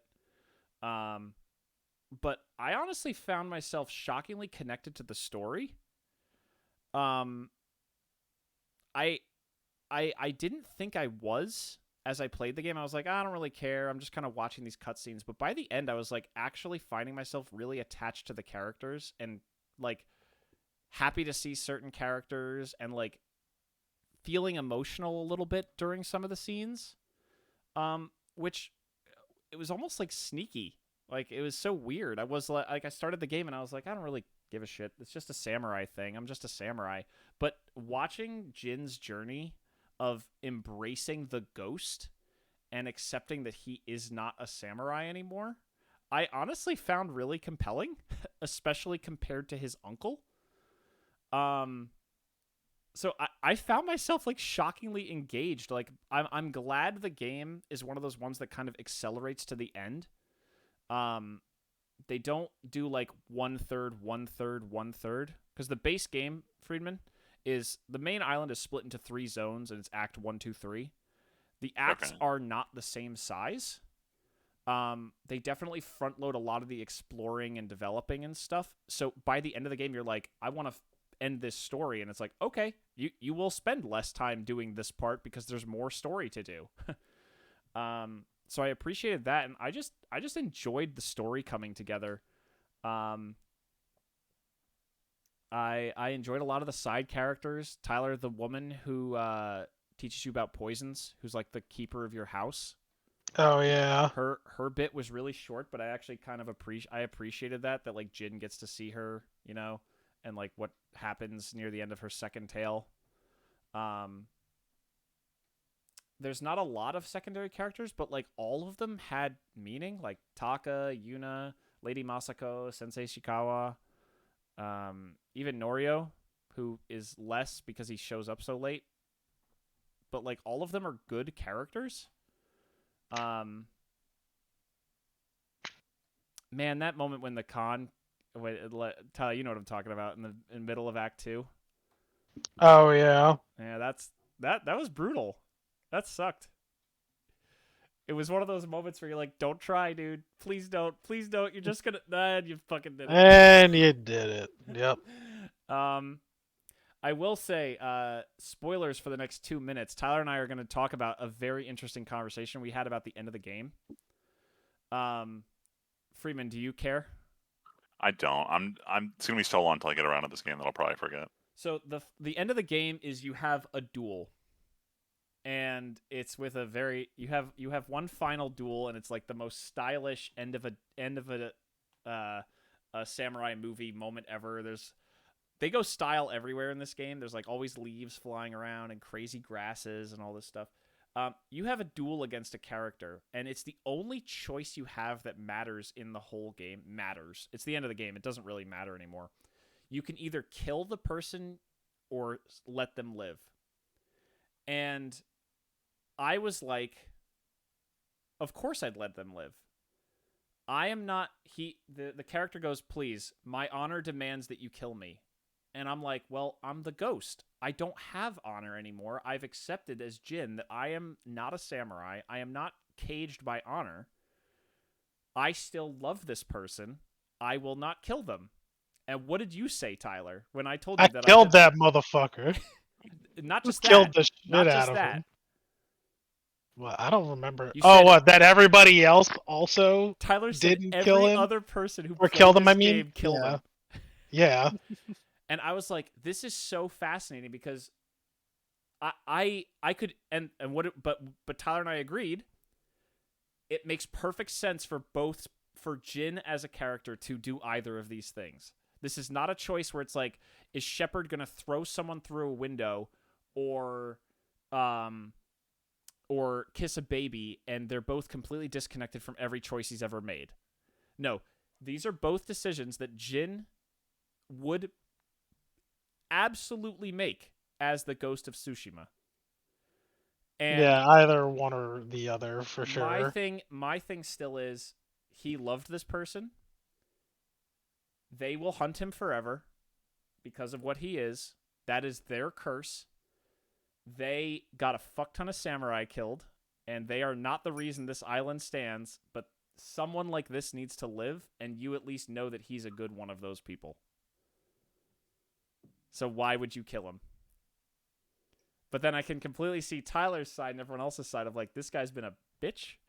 He's done nothing to help anybody ever. Listen, Kill him. don't get it twisted. I did not want to. Oh, you thought, oh. I did not want to kill him. I did it because honor. I felt like I was like, yo, I'm in Jin's shoes. I was like, this is the final courtesy that I would ever do.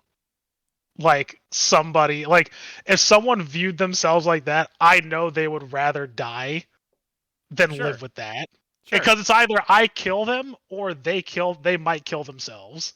And that, you know what? No argument here. But that would be his decision. I don't think Jin would have done it. I actually was fully prepared to say, I'm not going to kill you, and then for him to pull out a dagger and just seppuku himself. I was fully prepared for that, but that doesn't mean I did it. Yeah, that's fine. And that's fair. Like I said, it's one of those, like, it really sucks. But I do was like my whole thing was like, yo, it would be like the last thing. Also, it's very thematic. Also, it's very Japanese. So I'm just like, I'm gonna go with this, and so I did it. Tyler, the whole time after you kill the main enemy, and you meet up with him, and he's like, let's go for a ride. I'm like, mother, don't do this. Please don't do this. I know why you're bringing me out here. Don't be like this. There's no reason for this. And you go to because you had already been to the graves during the side story with the woman from your clan. Yeah. And as soon as I saw that arena, Tyler, the circle, I'm like, this is where a duel is going to happen. As soon as we go back there, I'm like, you're goddamn right. Why are we going here? Don't do this. I'm going to win. You're not going to beat me. And honestly, it was after that scene where I was like, damn, I need to start watching Kurosawa movies. Like, I've wanted to watch some Kurosawa movies so bad since then. I've been talking about this for 15 minutes. I don't want to linger too much more. I do want to just throw out there, the director's cut on PC also comes with all of the DLC. I did not do any of the Legends storytellers stuff. I don't really know what that is. I think it's like just literally disconnected gameplay experiences. It's the dude, I'm bad. The Legend stuff is co-op. Oh, okay. Well, Yeah, it's like multiplayer shit weird. where Weird. I would play with you if we owned it on Well, the same honestly thing. I'm glad I didn't do it then because I wouldn't want to do that with randos. The main DLC though is there is an entire quote unquote post game island. It's only really post game in the sense that there's a couple lines that spoil what happens in the main game. But other than that, you could play this, but it is harder. The enemies are overall a little tougher. Um, it's fine. It's cool because it explores Jin's backstory with his father, who died many years ago, and Jin let him die. That's not a spoiler. That's literally like one of the first things you see in the main game. But it's not really explored until the DLC. It was fine. Um, I never really gave a shit, and the dad clearly just is the worst of what a samurai is. Like, if your uncle's the best of what a quote samurai could be while still being a samurai, your dad is like the worst possible samurai. Um, and all the drug shit is like cool, except when you think about like, ooh, I decided the drugs don't work on me anymore is kind of stupid. Yeah. Um, but man, Tyler, beating beating the eagle felt so good in that That duel. That duel, like, I will say also her units doing the switching weapon types was something that the main game should have had. Like yeah, I agree. that I was thought it was pretty neat. that was really cool to see a guy like have a spear and then switch to dual swords, and I'm like, oh shit! Like, especially if I was stance switching, I'd care about this, but this is still cool that they're doing this. Um, and All right, also, Ghost of Tsushima 2. well, so my final thing is I'll play Ghost of Yote when it comes to PC and Director's Cut in 4 years. Fair. Oh Yeah, I boy. mean, I'm probably never gonna buy another console ever again anyway, so I'll probably be in that same boat when the time comes. Damn, bro, you're not gonna play the exclusive Final Fantasy 17?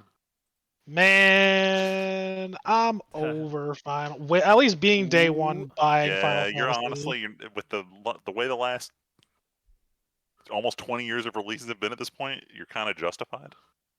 Yeah, like I mean, I like 15 story, but like I don't know. Uh, was it 16? 16 was just kind of whatever. Like I enjoyed it, but it was kind of Yeah, whatever. But I mean, there are other ones like that I would be looking forward to, like like a new Ghost game or a new God of War game, but especially. you mean but something you're not Sony highly anticipating Final Fantasy 7 Part 3? but here's the thing, Sony has shown that all of this stuff will come to PC eventually. I could play God of War and Ragnarok on PC. Yes. I might Yeah. eventually. I've thought about playing God of War 2016 and Ragnarok eventually. Also, not unless something changes for part 3, I'm probably not gonna play it. Honestly, Really? I wanted to claw my foot, Tim. I wanted to claw By the my end of eyes out. Like, Ragnarok? no, oh, not of No, bro, Ragnarok, Wait, dude. no. part He's 3? talking Oh, about Final Final Fantasy Fantasy. 7. Yeah. That makes a lot more sense. I even thought about playing Ragnarok again, but I was like, no, I gotta play other shit. Dude, that game's so good. Like that game is the epitome of like if the game like for me, right? Because like I get ragged on weirdly enough more often than not that I don't play Dark Souls games, even though I play every other game under the fucking sun. But they're like, oh, you just don't like it because it's hard, right? And I'm like, I realize it's not that I don't like because it's hard. I don't like those games because I just don't give a fuck. Like I just don't care about them and they're not interesting to me. Sure. But like, give me the Valkyries and the Berserkers and God of War, and I'll do those. No problem. I'll beat my head against the wall until they're dead. Like, Because they're cool. cause they're cool. Like, I'll do hard shit like that. Like, I beat like all the hard bosses in Dragon Quest 11 before I beat the game. Uh, and that was fine. But like, yeah, I don't know. It's gotta be a certain type of hard for me to like go out of my way. Like I told you, like if I had beaten the game on hard difficulty, or if lethal had been out right when I played the game the first time, Yeah. I probably would have beaten it on lethal. Yeah. Um, just because of how much I like Ghost of Tsushima. But yeah, What else? Yeah, but yeah, no, yeah, I'm kind of over console games now, or consoles in general. Like, it's kind of whatever. I'll just upgrade my PC if it ever gets to that point. We should talk about the only other thing on my list because that was already 20 minutes of talking about Ghost, which is fine. You know, it But was the first video game you played in like 5,000 years, so I understand. first new video Yeah, it's a game. monumental occasion. It is. Only other thing is Friedman and I and Val finished the new Castlevania. This was certainly an interesting season. Oh man. I'll put it this way: it was a beautiful season that was all over the place. Mm-hmm. It needed to pick a plot line and stick with it, and instead it decided to like half-ass 4 of them. It's kind of the same weakness that later seasons of the original show struggled with. Yeah, but this is only season 2. Except most of the characters I don't give a shit about as much.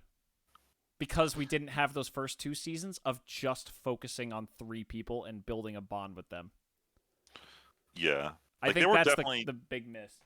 We definitely had two of the main characters who weren't Richter were very much the focus of the season, and they had their whole arcs.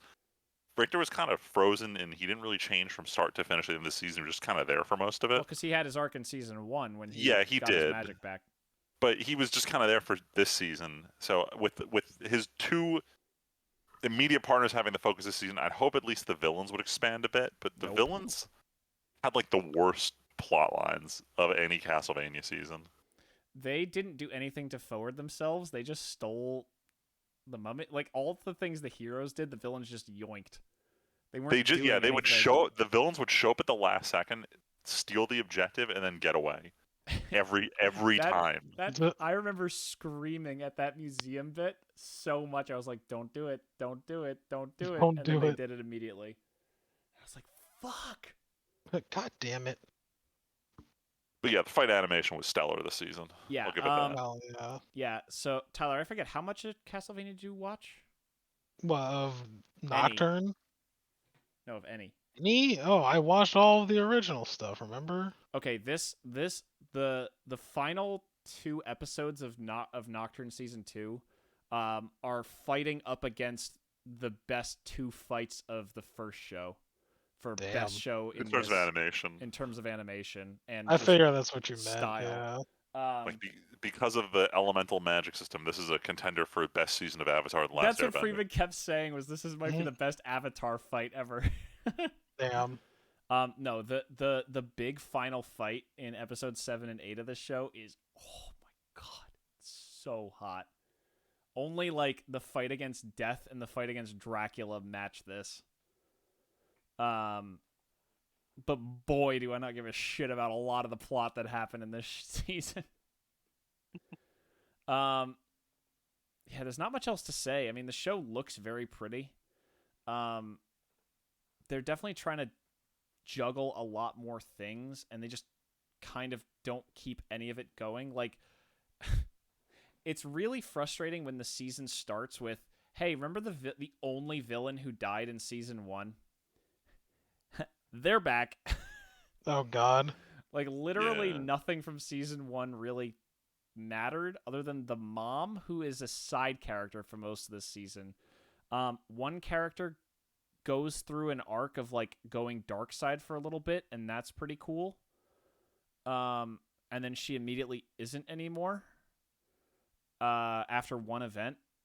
And then what would you say the arc is for the other one, Freeman? She was just kind of dealing with weird spiritual stuff, but yeah, it wasn't like accepting her own identity. It was more of just like willingness to talk to the spirits and not ignore them, which I don't know. I felt kind of lost on her plot line. Also, how did I forget this?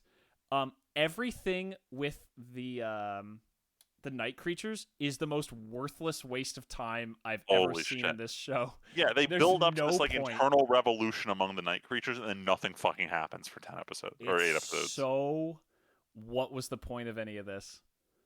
I'm so disappointed. Tyler, they literally have night creatures who don't listen to the villains, but they just kind of all go along together. Like, it's established that some of the night creatures are just kind of doing what they want, or just kind of hanging out. No. And then it just turns into, at the end, there's a moment where some of the night creatures start fighting each other for like 2 minutes on camera. And that's it. And like there's no, I'm sure someone would argue me, like a writer would argue about it with me, but like every time they were on screen, Freeman will tell you, I was just like, what? We're wasting time here. This is so pointless. Like there's this whole theme of like, are people still people after they turn into night creatures, which they touched on, like with Isaac and the night creatures in the first show. They like marginally touched on it, but in this one they're like, are night creatures still people? And then the answer is like, sometimes they are, and sometimes they're not, and there seems to be no rhyme or reason at all. But like, but it doesn't lead to anything. Like You're making me not want to watch this all of a sudden. See, but Tyler, you need to, because the fucking fight at the end is so fucking good. I'm gonna go rewatch it again after that. Tyler, or we could do this. I could just show you. We could just no, because then that makes me not want to watch it. Then what? No, I was just gonna say we could just watch the fight after we do. Yeah, I know, but if that's towards the end, that's gonna fuck me up. Well, you just said you already don't want to watch it. What do you mean? You just said I said you're making me not. You're making me not want. That's see, you're twisting my words. Yeah, and so I'm saying, okay, I'm making you not want to. Here's an out. That's not the out I want. Even though I am watching other shit. I'll read what's going here. Tyler, you're probably not gonna like this season. So if you'd like to not watch the season, just watch the fights. We'll happily rewatch the fights with you. You're a shitty salesman, Tim. This is how you sell it. Me? This is how you sell it. This is how. By giving him an option to not watch it, he'll want to watch it. That's what I was. It's that's what I was this weird. He worded it differently. Yeah, he cut through the bullshit. Appealed. Yeah, I don't like the bullshit. See, he knows God.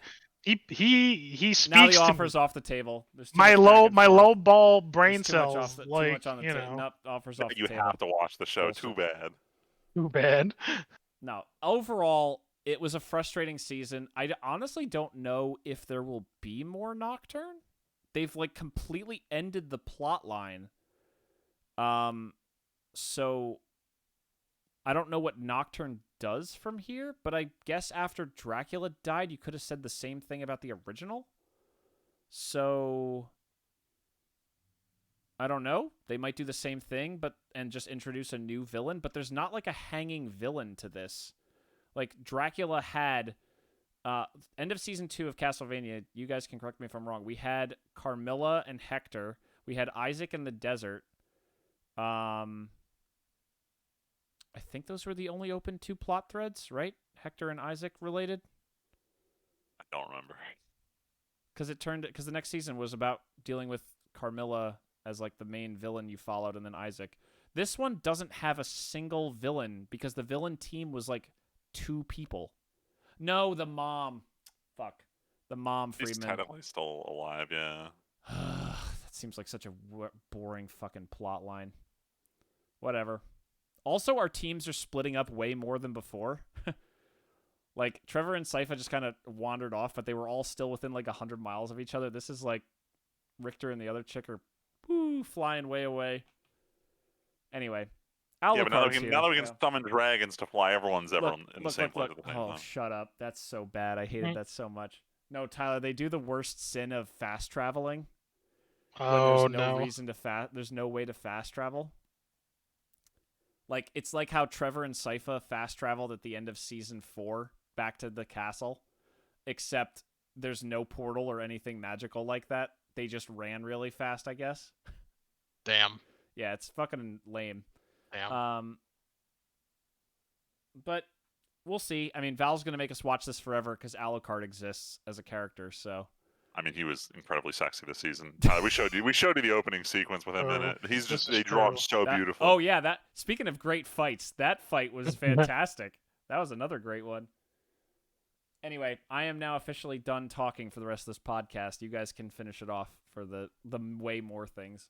All right, cool. We'll go fast. So, because I was out of commission for the last week and a half, I made a shit ton of progress in Metaphor Refantazio. I put like 30 more hours into this game.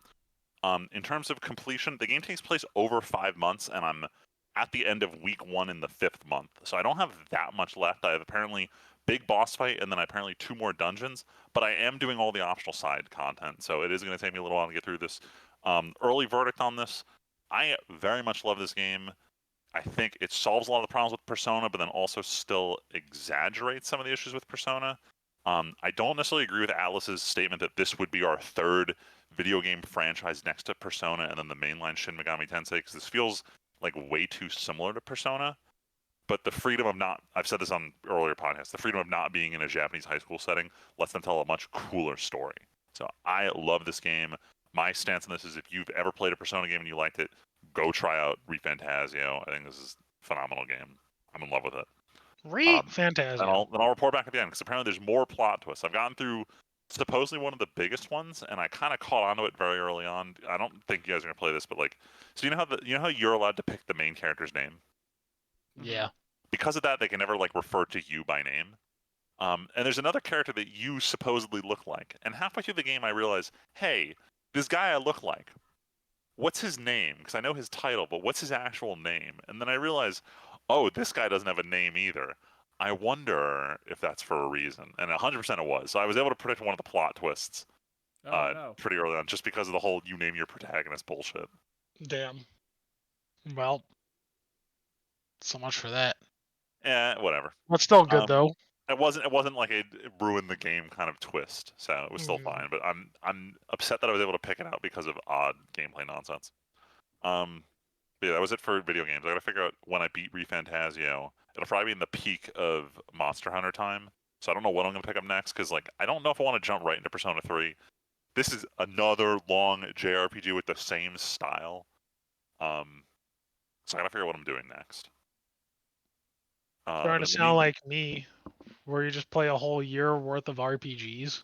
Actually, no. I know what I'm supposed to do. I'm going to take a break from playing on the actual big screen console. I'm going to go back, because I started it, played like an hour of it, but I'm going to play Castlevania Symphony of the Night. Like, actually run through the whole game before I do something else. That's that. Ooh. Because from the hour I played, yeah. it's already very fun, but I definitely took a wrong turn and got my ass kicked going down a wrong hallway. Tyler, I'm not trying to say he shouldn't do that. I'm just very sad that he's not still finishing Witcher. Oh, that's right. I still have Witcher on the. I'm over it now. I think I've never. given up. Maybe I'll do that. Oh, like this. It's been so long since I played Witcher. I'm kind of itching for it again. Oh, maybe not caring was the deal. Yeah, I don't care. I don't care what you do. Well, now I What do you just mean want not to play caring? it more. I cared enough to say something, and it happened. No, I just shut the fuck up. All right. Shut up. All No, right. we I'm don't not doing your care. shit. We don't All right. care. No, I care. All right. I'm not a Time to liar. rip through some new anime started for the season. So first and foremost, I'm gonna make my appeal. Solo Leveling is regrettably the best anime this season, and I fucking hate it. This is What do the you mean most. regret? Because in terms of like the plot structure, this is like there's no depth to what's going on. Strongman is strong, and everyone's like, oh my god, he's strong. That's the plot of the show. It's nothing groundbreaking, but the fact that you have A1 Pictures has the A-listers who would normally be doing sword art, but they can't because Reki Karahawa just can't put out another novel to save his life. So they have the aces doing everything they can to make this the most beautifully animated show this season. And I'm mad because a show with this simple of a plotline does not need this level of crazy fights. Although I guess that's probably what made Solo Leveling so big in the first place, was the Seriously, crazy I was gonna say, isn't that the only thing that made it big? It's the only thing it had going for it, which is funny because the next show has the opposite problem. But yeah, Solo Leveling is probably my top show of the season, which I'm mad about because this is some normie level shit. I mean, I still want to pick it up eventually, but I haven't. I mean, I have good shows this season, so You should watch it. Simple plot line, but it's got great action. Same vein, simple plot line with supposed to have great action. Sakamoto Days over on Netflix. I was excited going into this, but I'm honestly pretty disappointed week to week on this show. It feels like it wants to be an action show, but it's actually just a comedy, and it's once again a comedy that's not really funny. The action part of it is supposed to be very well done, but the studio doing it is just kind of phoning it in. This feels very much like an early 2000s. Like, how do I put this? If any of you watch Hitman Reborn, and by any of you I mean the listeners, if any of you watch Hitman Reborn, it feels like that, but a little less funny. And like the fight choreography is not as good as it was hyped up to be in the manga. So it's just like, I don't know what this show wants to be, and I'm just really not enjoying most of it. Tim, I know you're watching it too. How do you feel? Oh, I haven't watched a single other one since Val and I watched the first episode, and I felt literally no interest in going back. Gotcha. It hasn't done I anything have better after the first episode. It's all been the more of the comedy same. and everything in episode 1 literally did nothing for me. And the action wasn't that good. So, and all I read is online. Boy, the first big fight really sucked compared to the manga. Boy, this really is disappointing. Boy, this is disappointing. Like, nothing makes me want to keep going. Yeah, it was annoying watching that episode, being like, it was kind of whatever. And then I go to the comments, everyone's like, this was supposed to be the fight. I'm like, this was supposed to be the fight. Nothing happened Damn. here. That's what I mean. So, I just yeah, moved it was very I much just a moved case it to dropped. I didn't even put it to on hold. I just moved it straight to dropped. yeah, I'm going to stick with it just because it's only 12. If I knew this was 24, I probably would have dropped at this point. Freeman, But they already announced part 2, apparently. At least according to yeah, Mal. but as long as it's listed as a second core, I can ignore it. I did the same thing with Oh, it's listed as a fuck, what was it second called? core. Tower of God season 2. The fact that they split it into 2 cores, I'm like, good. Now I can complete this, give it a 3, and move on with my life. Damn. But then in terms of better shows this season, Medalist, the new ice skating show on Hulu. I'm very much enjoying it. It does still have CG ice skaters like Yuri on Ice did, but it's not that bad. Overall, pretty good. It's listed as seinen, but it's not super mature, so I'm not sure why it has that. It's not really a shonen either, but overall, I'm very much enjoying it. Trying to trick Val into watching it because it's another ice skating anime. I don't think it's about tricking. She just hasn't been watching anything when it's not us, so. I know, so it's more about just tricking her into watching anime in general. But either way, this is very much up her alley. I'm enjoying it. Very, very lighthearted, optimistic kind of sports anime, which, we already have Blue Box at the moment for that, but you could always use more. And then my surprise that I'm enjoying is this show that they can't come up with a fucking title for it. The official English title is I Have a Crush at Work, which is not an accurate title for the show. The other title, which is the direct translation, is Can You Keep a Secret? Plotline is these two 20-somethings both work at the same company together. They both have a thing for each other. They have a relationship, but they don't want to disclose this to their company because it believes it can negatively impact their career projections. So they keep their relationship a secret, but it's very lighthearted about how they're trying to keep it a secret. They're still trying to date on the side. They very much both like each other. And it's a very real romance. Like, they bang in episode 1. It's tasteful. There's a whole episode about wanting to do something nice for each other on Valentine's Day. This is the answer to the absolute garbage romance anime I've been watching the last couple seasons by being an actually good one this season. This isn't phenomenal. This is not going to be a 9 or 10. This has the potential to be an 8 if they execute the second half well, but overall I'm very much enjoying it, and this is probably the romance to be watching. And I'm going to blitz real quick, and I have to step away to go grab my antibiotics. But outside of anime, I got through a lot of live action shows in the last 2 weeks. Wait, is any of this Tyler? Or are the last Tyler three all has of you? seen Tyler. The No. next 3 are me, but Tyler saw the first one I'm about to talk about. Yeah. Oh, I didn't see the second page. Ha ha ha. Yeah, second page. Yeah. So I finished Silo season 2. I am very much hooked on this franchise. I'm very happy they're doing a season 3, and because it's based on a book series, they've already confirmed a 4th season will happen and complete the TV series. So I'm super locked in. They did a great job of handling the mystery this season. Not too much to say. I know there's a ton of spoilers on the internet because it's based on a book series and they're following it pretty closely. But I very much enjoyed this season and think people should give it a shot. All right. What'd you think of it, Tyler? Maybe. You did I thought watch it was season good. 2, right? Yeah. I did watch season 2. I liked it. Actually, I didn't think I liked it as much as season 1, but I did like it. I think it was up there. I hated how it ended. Only because I'm like, damn, do you really have to end it right there, fam? Yeah, they were kind of brutal with the ending scenes. Yeah, that was fucked up. But you know what though? I really like it. I really like this show. This was one of those pleasant surprises that I wasn't expecting to enjoy so much, and I do. Michelle's also digging it too. We're both watching this together. Nice. Yeah, we like it. All right, and then on the opposite end of the spectrum in terms of quality television, I finished Freeman, watching Bridgerton. why don't you go get your antibiotics and let Tyler jump in for one of them? I mean, the next 2 are purely me. So I'll just get through these 2 and then disappear after I talk about the next one. So I finished Bridgerton season 1 over the weekend. Woo! Good lord, this show. Not gonna lie, I love the love the concept of this, but holy shit, the show's all over the place. I don't know. Tell me about it. Like, how do I put it? So the first half of season 1 ends with Daphne and the Duke getting married, and the second half is just this constant back and forth about just the can they or can't they get pregnant, and then Anthony goes back and forth with his love interest, the opera singer, and it's like I'm like, how many times can we rehash the same plot line over the course of 4 episodes here? So I was a little annoyed with the back half of season 1. I was assured by the people watching with season 2 is still quality and that I could skip season 3. So we started season 2. I'm 1 episode of that now. I'm having my doubts about this franchise as a whole. But I'm in too deep at this point, so I'm going to at least watch season 2. Nice. And I'll report back on that. I still don't know if I'm going to do season 3 or the spinoff about the Queen, but we'll see. Please don't. Please fucking don't. Which one, for This season show 3 or the spinoff? It's all fucking bad. I mean, I didn't see the spinoff, but I saw the latest season, as you guys know, and oh my god! I still can't get over the singular episode I thing ever is, you're saw free, was Freeman. objectively the worst episode of season 3. You're not obligated to watch this, I know. and you're still doing it. I don't know. Well, the thing Like, is, you're I'm not free. gonna lie, Dobby is a free elf. I enjoyed the first half of season 1. Whoa. And I can pump the brakes anytime I want. Say I don't want to watch this. People You watch hear it that, have ladies? already seen it, and they just want to watch my reaction to this. Get you a man that watches this garbage on his own.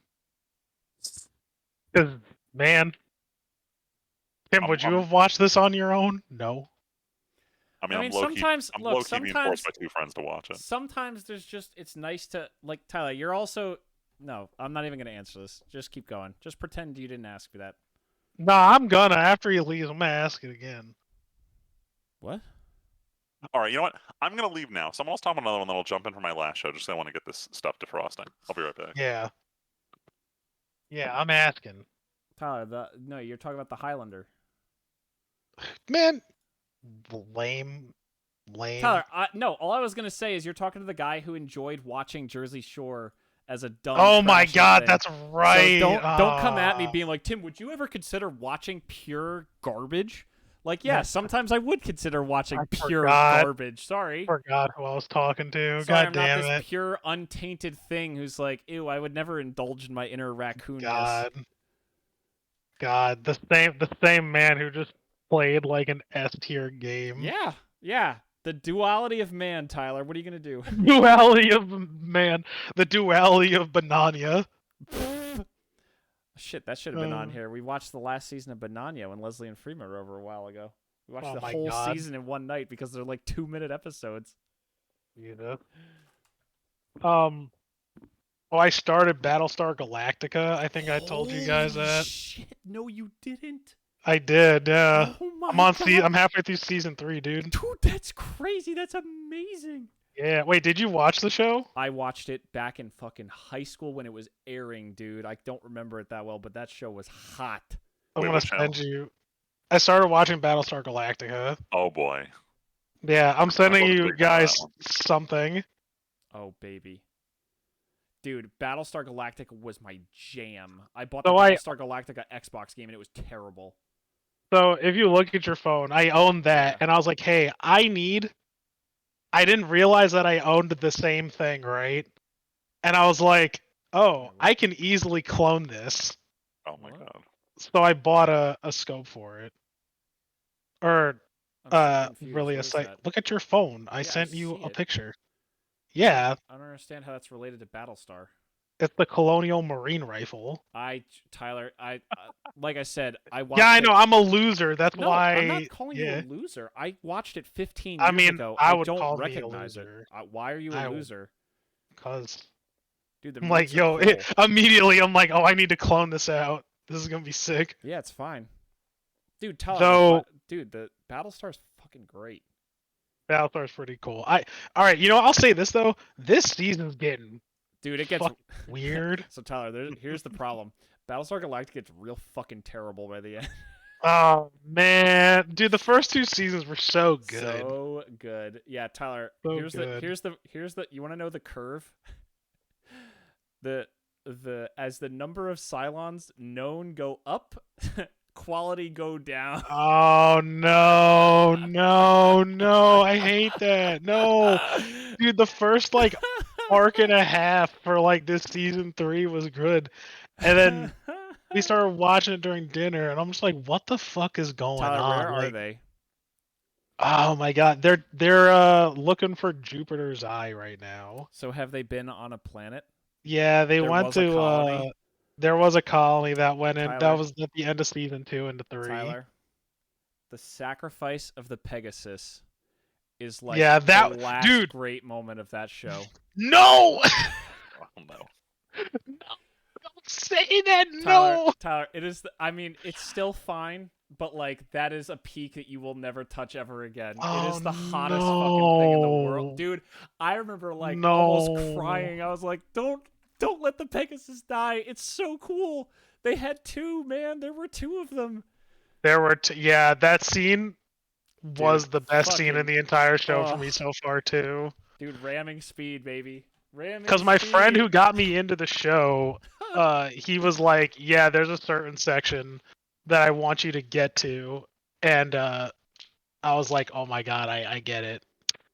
Dude, when they But warp in on the oh my god, they jump in like and they're just falling and on fire. Oh my god. It's so cool. And then after that you're like, "Oh no." yeah, I thought everybody was gonna die on the ship. I was like, "Oh wow, okay, Sure I guess seemed like not." it. Sure seemed like it. I was like, I turned to Michelle, I'm like, "Yo, everybody should have died on that ship." I was It was like, pretty close. pretty close. Yeah, I still like it. I'm gonna look, finish it. look, finish the show. You should finish it, but fair warning. You're coming down from Everest already. Yeah, you were the second person to tell me that. It's okay. I'm still gonna finish it. You should. It's real fucking dumb by the end. It's real dumb, but you should Hell finish yeah. it. Hell yeah. Yeah, I was. It's funny because I was only gonna touch on that for like Yeah, you a didn't even have it on the second. list. I was like, yeah, I'm watching Battlestar Galactica. I'll do a review on it when I finish it all. Um, someone brought up there can only be one last week in at work, and I was like, question: have you guys watched Highlander? They're like, nah, but we've always said the line. I'm like, I went my entire life saying this line with everybody else who also hasn't seen this movie. I'm like, you know what? You should I'm be the going to one. watch Highlander. Yeah. There can only be one, Tyler, who's watched the movie. There can only be one who's watched the movie, and man, I thought you saw my review on it. I have been liking a bunch of you've been putting some long form reviews on there. Yeah, I've just been putting on stream of consciousness. I was like, oh, I think it would help me in the future if I put down why I watched this in the first place to just like help me remember. And then I've just been putting like, yeah, and like just putting a stream of consciousness of like how I felt about it. And I was like, oh, this is kind of fun. So this movie is crazy because especially after, because like I was like, oh yeah, I know Sean Connery's in it. Wait, he plays as a Spanish guy, and they're like, and then he's not Spanish, he's Egyptian. He's Egyptian. I was like, are you fucking serious right now? And then the main guy, I was like, why is his accent so off? He's fucking French. I'm like, are you serious? I'm like, how are you gonna? And then I said this in the review, Freeman. I was like, how are you gonna have this French guy play a Scottish dude, but the actual Scottish dude play an Egyptian? Dude, it was crazy. Like, I love the concept. I think the story concept and everything is just really cool, and the whole concept of like immortals and shit like that. Like, I feel like there wasn't a lot of like the real like gritty dark fantasy concept of like what it means to be immortal like in the 80s, and it sounds like they did a lot of that like original like storyboarding for that. But it's really cheesy. I don't know if I would ever like, you know, recommend it to most people, but man, it's fun. It's fun. I like this movie. I'd probably watch it again. I would say, Tyler, based on someone I used to watch on YouTube a long time ago, do not continue with the Highlander series. No, I heard that from a lot of people. At least like big cliff. Yeah, or not people. I didn't hear from a lot of people. I also saw that online too. That a lot of people were like, "Don't watch the show. Don't watch the sequels. Like they're all bad. They're all terrible. They're all bad." I It's haven't also watched. crazy, huh? No, go ahead. Go ahead. Keep going. I'll say it's crazy considering like it's like where do you go from here? There ain't really anywhere like it happened. You fulfilled the quickening and you got the prize. Like that's it. There can only be one. So yeah, I don't know. Bonus thing that I completed on top of other things that I'm working through. I rewatched Gunsmith Cats. What? Have you guys ever heard of that? No, What? hold on. I feel like we've talked about this. Raymond, if you pull up a picture, you're like, oh, I've seen this before. No, I So haven't seen this before. no, yeah, or not seen it, but like you've seen these characters before. No. I've seen pictures on the internet, but I haven't watched this show. Oh yeah. So I remember. I don't know. So I got a plug for anime, right? To like get anime, and I was like, you know what? It's super short. I remember, but like I remember liking Gunsmith Cats, and I forget why I like the scene popped into my head. Like there's a scene in it You're that watching it I dubbed or always, subbed? huh? You're watching it dubbed or subbed? Oh, I was watching it subbed. Like I didn't Episode watch. one of the dub is just on YouTube in HD. Is it really? That's funny. I don't think this is an official one, but Probably not. I've seen a few of those where it's like not official. Like either way, I love this aesthetic. yeah, but it's cool. It's about it's literally only 3 episodes long, so it's super short. It might as well be a movie. So I was like, oh yeah, I'll just watch it over the next like couple of days. But it's cool. It's nothing super spectacular, but it has that like early 90s like early to late 90s like aesthetic where everything's just super detail and gritty. I'm watching the shootout sequences from episode one, and this is definitely Lycris Recoil before Lycris Recoil. Oh, it is Lycris Recoil before Lycris Recoil, which I'm still working my way through with people. But yeah, I like Guns with Cats. It's really cool. No, fuck. What? What? The Attack on Titan movie's in theaters right now, but after tomorrow it goes to only, or after Thursday it goes to only New York City. Damn. Dang. Who wants to go Are you tomorrow? trying to see it tomorrow? Is Yeah, who that wants to what go you're tomorrow? saying? It's in Wayne or Garden State. Nah, I already saw the movie. What? Okay. Tyler, are we going? Nah, I'm gonna say nah. Oh, I can't go. I'm stuck. Oh, because of 80.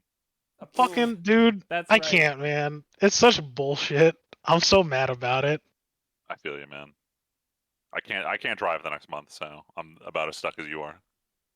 Yeah, I mean, yeah, you are in worse condition than me, but like, I shouldn't be complaining too much. But like, I am lucky that I can work from home now, though. Like, I was supposed to go into the office all week this week, but because of this, it's like, oh, I'm stuck at home. But it's not the worst thing in the world, obviously. Yeah. But I like getting out of my house. It is unfortunate. It I've been, seems like the only this, good this thing about being sick recently is that I have been working from home for the past 4 work days. Yeah. Unfortunately, it seems like this sinkhole on 80 business is going to continue being a thing for the foreseeable future. Yeah, it's gonna keep fucking my shit up. But yeah, I mean, if I had my old position, I probably would have had to have gotten up like an hour earlier than I normally do and like leave sooner just to get to work on time. And then take a comparable amount of time on the way back. So, yeah, it would suck royal. Definitely. Yeah. But that's what but yeah, that's what I did. I watched Primordial Lycoris Recoil. And I beat Dragon Quest 11. There we go. What'd you think I of don't it? know how I missed it. I thought it was good. I thought it was good. I honestly I thought, yeah, I don't know. I liked it. but man, it overstayed the fuck out of its welcome. Like, I didn't 100% the game, and I had 100 hours in. Which is crazy. Like, for a game that gets super stagnant, like, the thing, because I was telling Michelle, I was like, yo, this game is fun, but I'm doing the same thing without any real, like, nice story going on. Like, if that makes any sense. Or, like, anything like mixing it up for me. Like, with The Witcher, for example, that game is super long, but like the thing that strung me along was the fact that there was so much really good story, and there are parts of the DLC when you get there, you get different gameplay mechanics, like different move sets and stuff that like at least like mixes it up a bit, right? Dragon Quest is the same thing, and my friends who recommended this to me, they're like, oh well, like Dragon Quest is the reason why blah blah blah and sure RPG has this. I'm like, yeah, sure, that's cool and all, but like it gets boring. Like it's really boring. Like Endgame is just super boring. And I also felt like I didn't have a single challenge until I got to Endgame. Like there are maybe 3 different bosses that like stomped the shit out of me. And once I changed my kit, to resist a thing, it's like, okay, now I can actually beat this. And they're like, hi, your challenge. I'm like, okay, there's a difference between me steamrolling the entire game, like, but like I'm at end game, like things should be challenging me. Why couldn't I receive any sort of challenge up until now? Yeah, like it's not scaling correctly. Yeah, like I just feel like it's super. I felt like the game was super easy overall, which was kind of cool. It was like, oh, this served to be like kind of a cozy RPG, but I kind of wish that there was some more challenge to it. Um, but then they also were like, oh well, you just played RPGs all year, so like you're already kind of used to shit. I'm like, no, I've been playing RPGs for like over 20 years. Yeah, and the one you played for most of last year is objectively one of the worst we've played in a while. Yeah, Not a hot take. it's not a hot take, honestly.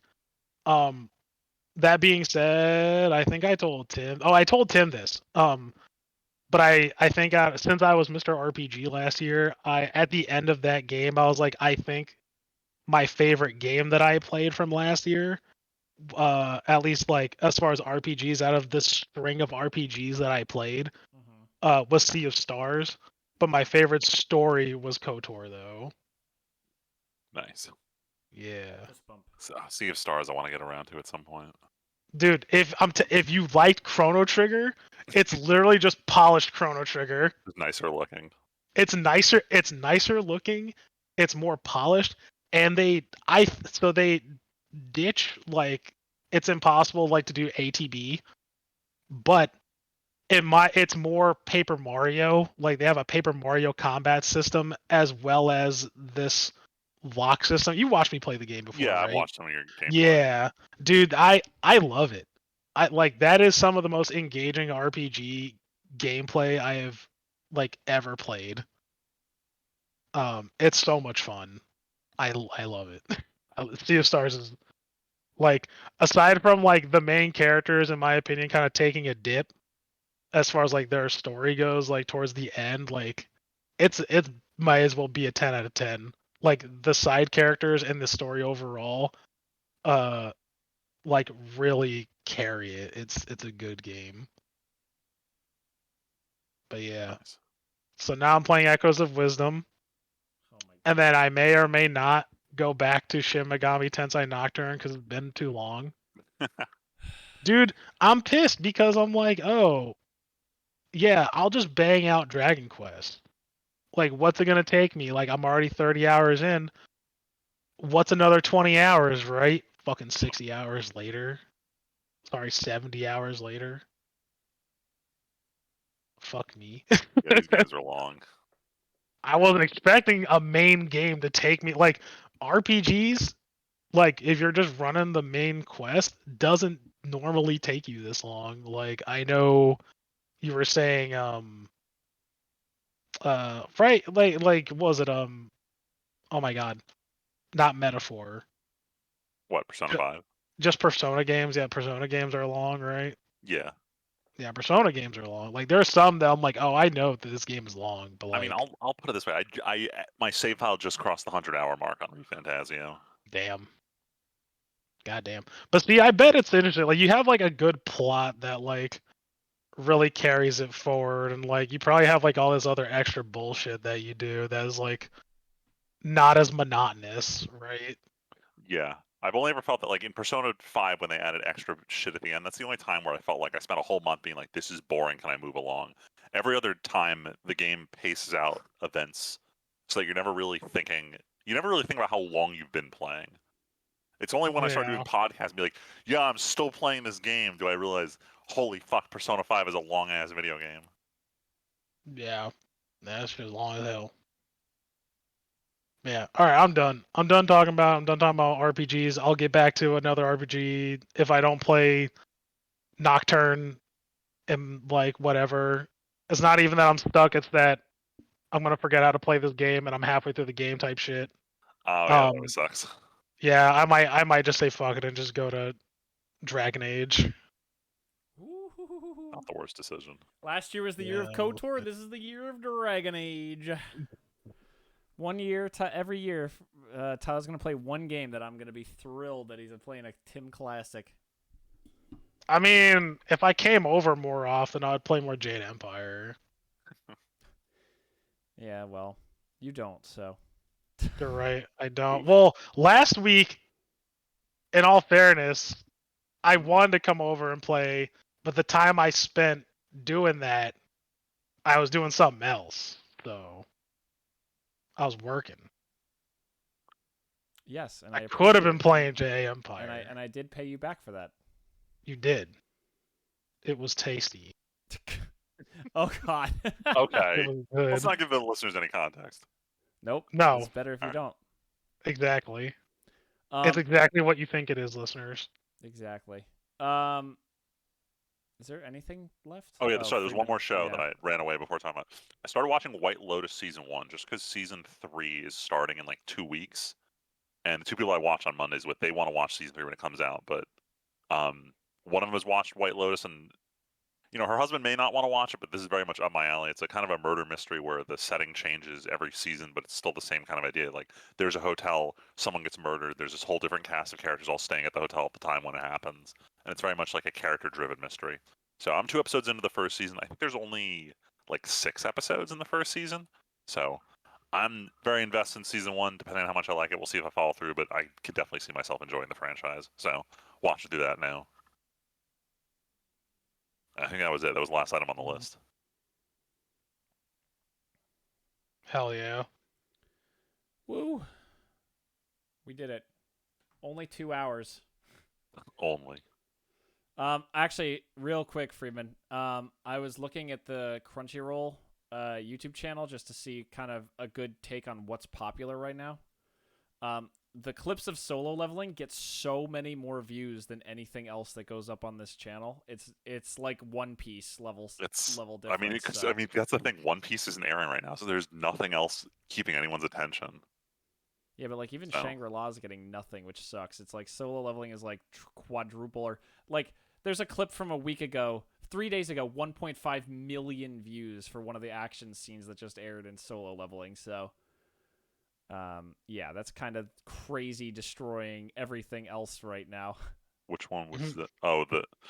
Because this was this is a very good fight scene they posted. Yeah, I'm sure. They posted 7 minutes of a 21-minute episode. Okay. Anyway, I think we're gonna end there though. Hopefully we'll be on time with the next podcast, but who knows, because we're coming up on big events. Big events. Tyler might be unavailable for a while, so. Nah, I'll be available. I mean, there's just 1 week. Wait, no. That 1 week. Yeah, no, I'll be available. Okay. That ain't gonna stop shit, dude. It's not gonna stop anything. It's on a Thursday. To make it sound like some ominous JRPG shit. Things are in motion that can't be undone. Oh yeah, we just booked things our are room in last motion. night, Tyler. Thankfully. Wait, what? We just booked our room. Oh, cool.